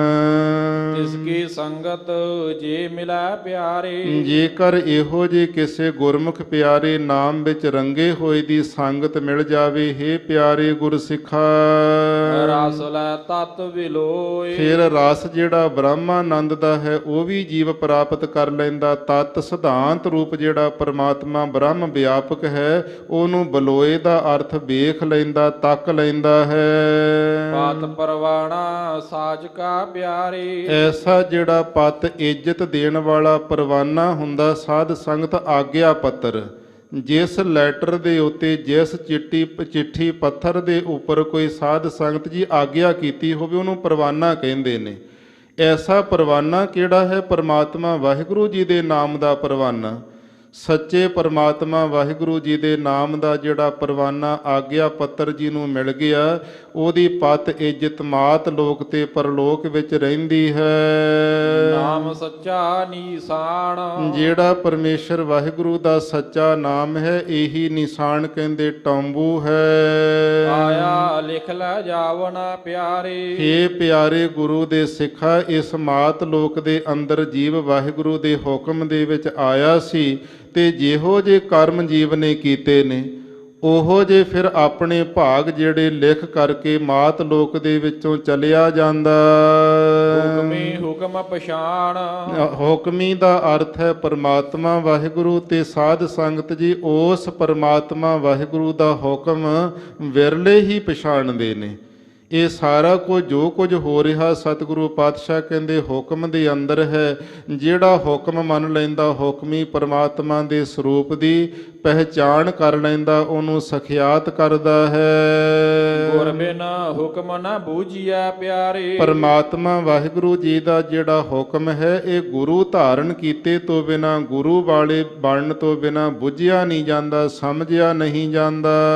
ਸਾਚੇ ਸਾਚਾ ਤਾਣ। ਸੱਚੇ ਅਕਾਲ ਪੁਰਖ ਪਰਮਾਤਮਾ ਵਾਹਿਗੁਰੂ ਦਾ ਤਾਣ ਜਿਹੜਾ ਬਲ ਹੀ ਸੱਚਾ ਹੈ, ਬਾਕੀ ਰੂਹਾਨੀ ਜਸਮਾਨੀ ਬਾਲ ਜਿਹੜੇ ਸਾਰੇ ਝੂਠੇ ਹਨ। ਹੁਕਮੈ ਅੰਦਰ ਨਿਮਿਆ ਪਿਆਰੇ। ਪਰਮਾਤਮਾ ਵਾਹਿਗੁਰੂ ਜੀ ਦਾ ਜਦੋਂ ਹੁਕਮ ਹੋਇਆ, ਤੇ ਇਹ ਜੀਵ ਮਾਤਾ ਦੇ ਉਦਰ ਅੰਦਰ ਪਿਤਾ ਦੇ ਧਾਤੂ ਕਰਕੇ, ਮਾਤਾ ਦੇ ਰਕਤ ਕਰਕੇ ਨਿਮਿਆ ਸਥਿਤ ਹੋਇਆ। ਹੁਕਮੈ ਉਦਰ ਮਝਾਰ। ਤੇ ਹੁਕਮ ਦੇ ਅਨੁਸਾਰ ਹੀ ਮਾਤਾ ਦੇ ਉਦਰ ਕਈਏ ਗਰਭ ਦੇ ਵਿੱਚ ਜੀਵ ਦਾ ਟਿਕਾ ਹੁੰਦਾ ਹੈ, ਉੱਥੇ ਇਹਦਾ ਵਜੂਦ ਬਣਦਾ। ਹੁਕਮੈ ਅੰਦਰ ਅੰਦਰ ਜੰਮਿਆ ਪਿਆਰੇ। ਜਿਸ ਵੇਲੇ ਜੰਮਿਆ ਜਨਮ ਹੁੰਦਾ ਤੇ ਇਹ ਵੀ ਪ੍ਰਮਾਤਮਾ ਦੇ ਹੁਕਮ ਦੇ ਨਾਲ ਹੀ ਹੈ। ਹੇ ਪਿਆਰੇ ਗੁਰਸਿੱਖਾ, ਉਦੋ ਸਿਰ ਕੈ ਭਾਰ, ਫਿਰ ਜੀਵ ਜਿਹੜਾ 9 ਮਹੀਨੇ ਪੁੱਠਾ ਲਟਕਦਾ ਸਿਰ ਭਾਰ ਹੋ ਕਰਕੇ ਮਾਤਾ ਦੇ ਗਰਭ ਵਿੱਚ ਗੁਰਮੁਖ ਦਰਗਹਿ ਜਾਣੀਐ ਪਿਆਰੇ। ਹੇ ਪਿਆਰੇ ਗੁਰੂ ਦੇ ਸਿੱਖਾ, ਜਿਹੜੇ ਗੁਰੂ ਦੀ ਸਿੱਖਿਆ ਤੇ ਚੱਲਣ ਵਾਲੇ ਗੁਰਮੁਖ ਨੇ ਉਹ ਦਰਗਾਹ ਦੇ ਅੰਦਰ ਜਾਣੇ ਜਾਂਦੇ, ਉਹਨਾਂ ਦਾ ਮਾਣ ਤੇ ਸਤਿਕਾਰ ਹੁੰਦਾ। ਚੱਲਾ ਕਾਰਜ ਸਾਰ, ਕਿਉਂਕਿ ਦੁਨੀਆ ਦੇ ਵਿੱਚੋਂ ਆਪਣਾ ਕਾਰਜ ਜਿਹੜਾ ਸੀ ਮੁਕਤੀ ਦਾ, ਗਿਆਨ ਪ੍ਰਾਪਤੀ ਦਾ ਸਵਾਰ ਕਰਕੇ ਤੁਰਦੇ ਗਿਆਨਵਾਨ ਹੋ ਕੇ ਜਾਂਦੇ ਹਨ। ਹੁਕਮੈ ਅੰਦਰ ਆਇਆ ਪਿਆਰੇ। ਹੇ ਪਿਆਰੇ ਗੁਰਸਿੱਖਾ, ਇਹ ਜੀਵ ਜਿਹੜਾ ਹੁਕਮ ਦੇ ਅੰਦਰ ਹੀ ਸੰਸਾਰ ਵਿੱਚ ਆਇਆ ਜਨਮ ਲੈ ਕੇ, ਹੁਕਮੇ ਜਾਦੂ ਜਾਈ, ਜਦੋਂ ਜਾਦੋ ਇਸ ਪ੍ਰਕਾਰ ਜਾਏ ਜਾਣ ਵਾਲਾ ਜੀਵ ਜਾਦੋ ਜਾਂਦਾ ਹੈ ਤੇ ਉਸ ਵੇਲੇ ਮਰਨਾ ਵੀ ਹੁਕਮ ਦੇ ਵਿੱਚ ਹੈ। ਹੁਕਮੇ ਬੰਨ ਚਲਾਈਐ ਪਿਆਰੇ। ਹੇ ਪਿਆਰੇ ਗੁਰਸਿੱਖਾ, ਆਪਣੇ ਆਪ ਨੂੰ ਜਿਹੜਾ ਜੀਵਨ ਹੈ ਇਹਨੂੰ ਪਰਮਾਤਮਾ ਦੇ ਹੁਕਮ ਦੇ ਵਿੱਚ ਬੰਨ ਕਰਕੇ ਮਰਜ਼ਾਦਾ ਵਿੱਚ ਚਲਾਉਣਾ ਕਰੀਏ। ਮਨਮੁਖ ਲਹੈ ਸਜਾਈ, ਬਾਕੀ ਦੂਸਰੇ ਪਾਸੇ ਜਿਹੜੇ ਜੀਵ ਬੁਰੇ ਕਰਮ ਕਰਦੇ, ਪਾਪ ਕਰਮ ਕਰਦੇ ਨੇ, ਉਹਨਾਂ ਨੂੰ ਹੁਕਮ ਦੇ ਵਿੱਚ ਬੰਨ ਕਰਕੇ ਜਿਹੜੇ ਜਮਦੂਤ ਚਲਾ ਕੇ ਤੁਰਦੇ ਨੇ। ਮਨਮੁਖ ਲਹੈ ਸਜਾਏ, ਮਨਮੁਖ ਬੰਦੇ ਬਹੁਤ ਤਰ੍ਹਾਂ ਦੀਆਂ ਸਜ਼ਾਵਾਂ ਮਾਤ ਲੋਕ ਵਿੱਚ ਵੀ ਭੋਗੀ ਜਾਂਦੇ। ਇੱਥੇ ਲੱਤਾਂ ਬਾਹਾਂ ਟੁੱਟ ਜਾਂਦੀਆਂ, ਜਵਾਨਾਂ ਰੁਕ ਜਾਂਦੀਆਂ ਤੇ ਅੱਗੇ ਪਰਲੋਕ ਵਿੱਚ ਜਾ ਕਰਕੇ ਸੂਖਮ ਸਰੀਰਾਂ ਕਰਕੇ ਸਜ਼ਾ ਭੋਗਦੇ ਨੇ। ਇੱਥੇ ਵੀ ਦੁਖੀ ਤੇ ਪਰਲੋਕ ਵਿੱਚ ਵੀ ਦੁਖੀ ਹੁੰਦੇ।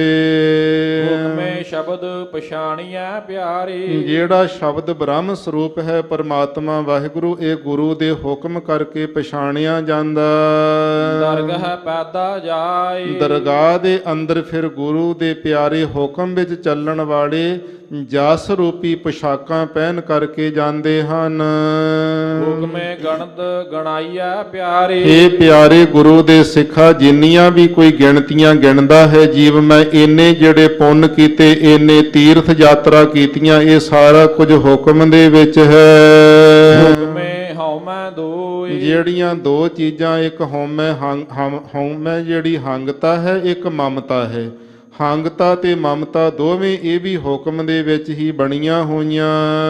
ਹੁਕਮੇ ਭਵੈ ਭਵਾਈਐ ਪਿਆਰੇ। ਹੇ ਪਿਆਰੇ ਗੁਰੂ ਦੇ ਸਿੱਖਾ, ਇਹ ਜਿਹੜਾ ਸੰਸਾਰ ਦੇ ਅੰਦਰ ਜੀਵ ਦਾ ਬਾਰ-ਬਾਰ ਜਿਹੜਾ ਭਵਣਾ ਹੈ, ਜਨਮ ਲੈ ਕੇ ਆਉਣਾ, ਮਰ ਕਰਕੇ ਜਾਣਾ ਤੇ ਫਿਰ ਅੱਗੇ ਜੂਨਾਂ ਵਿੱਚ ਭਵਾਈਆ ਫੇਰ ਘੁੰਮਣਾ ਹੈ, ਇਹ ਵੀ ਸਾਰਾ ਹੁਕਮ ਦੇ ਵਿੱਚ ਹੀ ਚੱਲ ਰਿਹਾ।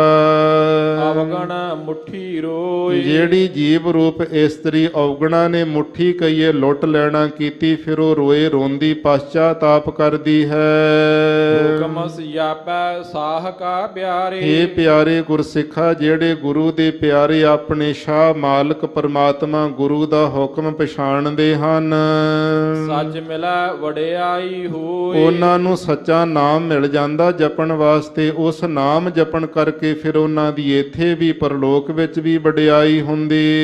ਆਖਣ ਔਖਾ ਆਖੀਐ ਪਿਆਰੇ। ਇਹ ਪਿਆਰੇ ਗੁਰੂ ਦੇ ਸਿੱਖਾ, ਪਰਮਾਤਮਾ ਦਾ ਜਿਹੜਾ ਨਾਮ ਅਖਿਆਣਾ ਦੇ ਦੁਆਰਾ ਆਖਣਾ, ਇਹ ਬਹੁਤ ਔਖਾ, ਆਖਿਆ ਨਹੀਂ ਜਾਂਦਾ। ਜੋ ਸੁਣਿਆ ਸਚ ਨਾਮ, ਜਿਹੜਾ ਸੱਚਾ ਨਾਮ ਆਖਣਾ ਬੜਾ ਔਖਾ, ਉਹ ਸੁਣਨਾ ਵੀ ਕੋਈ ਸੌਖਾ ਨਹੀਂ ਹੈ। ਕਿਉਂ ਸੁਣੀਐ ਸਚ ਨਾਉ, ਜਦੋਂ ਨਾਮ ਸੁਣਦੇ, ਬਾਣੀ ਸੁਣਦੇ ਨੀਂਦ ਆਉਣ ਲੱਗ ਜਾਂਦੀ, ਆਲਸ ਪੈ ਜਾਂਦੀ, ਸਿਮਰਨੇ ਗੁੱਟ ਕੇ ਹੱਥਾਂ ਵਿੱਚੋਂ ਕਈ ਵਾਰੀ ਬੰਦੇ ਦੇ ਡਿੱਗ ਪੈਂਦੇ ਨੇ। ਇਹ ਨਾਮ ਆਖਣਾ ਵੀ ਔਖਾ ਤੇ ਸੁਣਨਾ ਵੀ ਬੜਾ ਔਖਾ ਹੈ। ਜਿਨੀ ਸੋ ਸਾ ਲਾਹਿਆ ਪਿਆਰੇ। ਹੇ ਪਿਆਰੇ ਗੁਰਸਿੱਖਾ, ਜਿਨ੍ਹਾਂ ਨੇ ਉਹ ਤਤ ਪਦ ਦਾ ਲੱਖ ਅਰਥ ਪਰਮਾਤਮਾ ਵਾਹਿਗੁਰੂ ਦੀ ਸਲੋਤਾ ਕੀਤੀ, ਸਿਫਤ ਕੀਤੀ ਹੈ, ਦਿਨ ਬਲਿਹਾਰੈ ਜਾਓ। ਉਹਨਾਂ ਗੁਰੂ ਦੇ ਸਿੱਖਾਂ ਤੋਂ ਸਦਾ ਵਾਸਤੇ ਮਨ ਬਾਣੀ ਸਰੀਰ ਕਰਕੇ ਅਸੀਂ ਬਲਿਹਾਰ ਕੁਰਬਾਨ ਜਾਂਦੇ ਹਾਂ। ਨਾਉ ਮਿਲੈ ਸੰਤੋਖੀਆਂ ਪਿਆਰੇ। ਜਿਨ੍ਹਾਂ ਨੂੰ ਵਾਹਿਗੁਰੂ ਵਾਹਿਗੁਰੂ ਜੀ ਦਾ ਨਾਮ ਮਿਲ ਜਾਂਦਾ, ਉਹਨਾਂ ਦੇ ਚਿੱਤ ਦੀਆਂ ਜਿਹੜੀਆਂ ਬਿਰਤੀਆਂ, ਮਨ ਬੁੱਧ ਚਿੱਤ ਅਹੰਕਾਰ ਅੰਤਸ਼ਕਰਨ ਦੀਆਂ ਬਿਰਤੀਆਂ ਸਾਰੀਆਂ ਸੰਤੋਖ ਦੇ ਸੰਯੁਕਤ ਹੋ ਜਾਂਦੀਆਂ। ਨਦਰੀ ਮੇਲ ਮਿਲਾਓ, ਨਦਰੀ ਐਸਾ ਜਦੋਂ ਪਰਮਾਤਮਾ ਵਾਹਿਗੁਰੂ ਕਿਰਪਾ ਦੀ ਦ੍ਰਿਸ਼ਟੀ ਪਾਉਂਦਾ ਹੈ, ਆਪਣੇ ਮੇਲ ਸਰੂਪ ਦੇ ਵਿੱਚ ਮਿਲਾ ਲੈਂਦਾ ਉਹਨਾਂ ਤਾਈਂ। ਕਾਇਆ ਕਾਗਦ ਜੇ ਥੀਆ ਪਿਆਰੇ, ਜੇਕਰ ਆਪਣੇ ਸਰੀਰ ਨੂੰ, ਕਾਇਆ ਦਾ ਅਰਥ ਸਰੀਰ ਹੈ, ਕਾਇਆ ਦਾ ਅਰਥ ਬੁੱਧੀ ਵੀ ਕੀਤਾ ਜਾਂਦਾ, ਆਪਣੇ ਸਰੀਰ ਨੂੰ, ਬੁੱਧੀ ਨੂੰ ਕਾਗਜ਼ ਬਣਾ ਲੈਣਾ ਕਰੀਏ। ਮਨ ਮਸਵਾਣੀ ਧਾਰ, ਹੇ ਪਿਆਰੇ ਗੁਰੂ ਦੇ ਸਿੱਖਾ, ਆਪਣਾ ਜਿਹੜਾ ਮਨ ਹੈ ਇਹਨੂੰ ਮਸਵਾਣੀ ਦਵਾਤ ਬਣਾ ਲੈ। ਦਵਾਤ ਵਿੱਚ ਕਰਨਾ, ਮੁਦਤਾ, ਪੇਖਿਆ, ਮੈਤਰਤਾ, ਸ਼ਰਧਾ, ਇਹ ਸਿਆਹੀ ਪਾ ਲੈਣੀ ਕਰ। ਲਲਤਾ ਲੇਖਣ ਸੱਚ ਕੀ ਲਲਤਾ ਪਿਆਰੇ, ਨਾਮ ਹੁੰਦਾ ਹੈ ਜਵਾਨ ਦਾ, ਜਿਹੜੀ ਰਸਨਾ ਹੈ ਇਹ ਲੇਖਣ ਦਾ ਅਰਥ ਲਿਖਣ ਵਾਲੀ ਕਲਮ ਬਣਾ ਲੈ। ਕੀ ਲਿਖਣਾ ਪਿਆਰੇ? ਸੱਚੇ ਪਰਮਾਤਮਾ ਵਾਹਿਗੁਰੂ ਜੀ ਦੀ ਸਿਫਤ ਲਿਖਣੀ ਕਰ।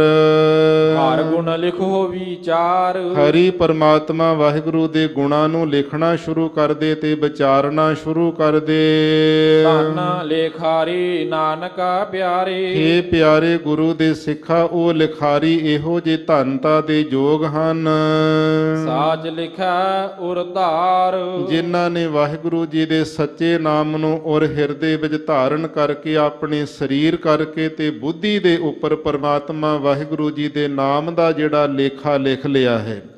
ਬੁੱਧੀ ਕਰਕੇ ਵੀ ਵਿਚਾਰ ਨਾਮ ਦੀ ਕਰਦੇ, ਸਰੀਰ ਕਰਕੇ ਵੀ ਨਾਮ ਵਿੱਚ ਜੁੜਦੇ ਨੇ। ਉਹ ਇਹੋ ਜਿਹੇ ਲਿਖਾਰੀ ਗੁਰੂ ਦੇ ਪਿਆਰੇ ਗੁਰਸਿੱਖ ਸਿਮਰਨ ਕਰਨ ਵਾਲੇ ਅਭਿਆਸੀ, ਉਹ ਧੰਨਤਾ ਦੇ ਯੋਗ ਹਨ। ਇਹ ਪਰਮ ਪਵਿੱਤਰ ਉਪਦੇਸ਼ ਧੰਨ ਗੁਰੂ ਨਾਨਕ ਦੇਵ ਸਾਹਿਬ ਜੀ ਨੇ ਉਸ ਵੇਲੇ ਕਰਤਾਰਪੁਰ ਦੀਆਂ ਸੰਗਤਾਂ ਨੂੰ ਬਖਸ਼ਿਸ਼ ਕੀਤਾ। ਅੱਜ ਸਮੁੱਚੀ ਕਾਇਨਾਤ ਨੂੰ ਸੱਚਖੰਡ ਸ੍ਰੀ ਹਰਿਮੰਦਰ ਸਾਹਿਬ ਜੀ ਤੋਂ ਸਾਂਝਾ ਉਪਦੇਸ਼ ਬਖਸ਼ਿਆ ਹੈ। ਸਤਿਗੁਰੂ ਪਾਤਸ਼ਾਹ ਜੀ ਕਿਰਪਾ ਕਰਨ, ਸੁੰਦਰ ਵਿਚਾਰਾਂ ਸਾਡੇ ਸਭਨਾਂ ਦੇ ਮਨਾਂ ਤਨਾਂ ਦੇ ਵਿੱਚ ਲੀਨ ਹੋਣ, ਜਿਸ ਕਰਕੇ ਲੋਕ ਸੁਖੀਏ ਤੇ ਪਰਲੋਕ ਸਹੇਲੇ ਹੋ ਸਕੀਏ। ਸਾਹਿਬਜ਼ਾਦਿਆਂ ਦੇ ਸ਼ਹੀਦੀ ਦੇ ਪ੍ਰਸੰਗ ਦੀ ਵਿਚਾਰ ਕਰਦਿਆਂ, ਗੁਰਬਾਣੀ ਦੀ ਕਥਾ ਵਿਚਾਰ ਕਰਦਿਆਂ ਬੇਅੰਤ ਪ੍ਰਕਾਰ ਦੀਆਂ ਭੁੱਲਾਂ ਚੁੱਕਾਂ ਗਲਤੀਆਂ ਹੋਈਆਂ ਹਨ। ਆਪ ਸਮੁੱਚੀ ਸਾਧ ਸੰਗਤ ਨੇ ਕਿਰਪਾ ਕਰਕੇ ਖਿਮਾ ਬਖਸ਼ਣੀ ਜੀ। ਆਓ ਅੰਤਲੀਆਂ ਪੰਕਤੀਆਂ ਪੜ੍ਹ ਕੇ ਵਿਸਰਾਮ ਦੇਈਏ ਜੀ। ਕਾਇਆ ਕਾਗਦ ਜੇ ਥੀਆ ਪਿਆਰੇ, ਮਨ ਮਸਵਾਣੀ ਧਾਰ, ਲਲਤਾ ਲੇਖਨ ਸੱਚ ਕੀ ਪਿਆਰੇ, ਹਰ ਗੁਣ ਲਿਖੋ ਵਿਚਾਰ, ਧੰਨ ਲੇਖਾਰੀ ਨਾਨਕਾ ਪਿਆਰੇ, ਸਾਚ ਲਿਖੈ ਉਰ ਧਾਰ। ਵਾਹਿਗੁਰੂ ਜੀ ਕਾ ਖਾਲਸਾ, ਵਾਹਿਗੁਰੂ ਜੀ ਕੀ ਫਤਿਹ। ਵਾਹਿਗੁਰੂ ਜੀ ਕਾ ਖਾਲਸਾ, ਵਾਹਿਗੁਰੂ ਜੀ ਕੀ ਫਤਿਹ। ਸ਼ੇਰੇ ਪੰਜਾਬ ਗੁਰਬਾਣੀ YouTube ਚੈਨਲ ਨੂੰ ਵੱਧ ਤੋਂ ਵੱਧ ਸਬਸਕ੍ਰਾਈਬ ਕਰੋ ਤੇ ਇਸ ਤੇ ਗੁਰਬਾਣੀ, ਸ਼ਬਦ ਕੀਰਤਨ ਤੇ ਇਤਿਹਾਸ ਨਾਲ ਵੱਧ ਤੋਂ ਵੱਧ ਜੁੜ ਕੇ ਆਨੰਦ ਮਾਣੋ ਤੇ ਆਪਣੀ ਜ਼ਿੰਦਗੀ ਨੂੰ ਸਫਲ ਕਰੋ। ਵਾਹਿਗੁਰੂ ਜੀ ਕਾ ਖਾਲਸਾ, ਵਾਹਿਗੁਰੂ ਜੀ ਕੀ ਫਤਿਹ।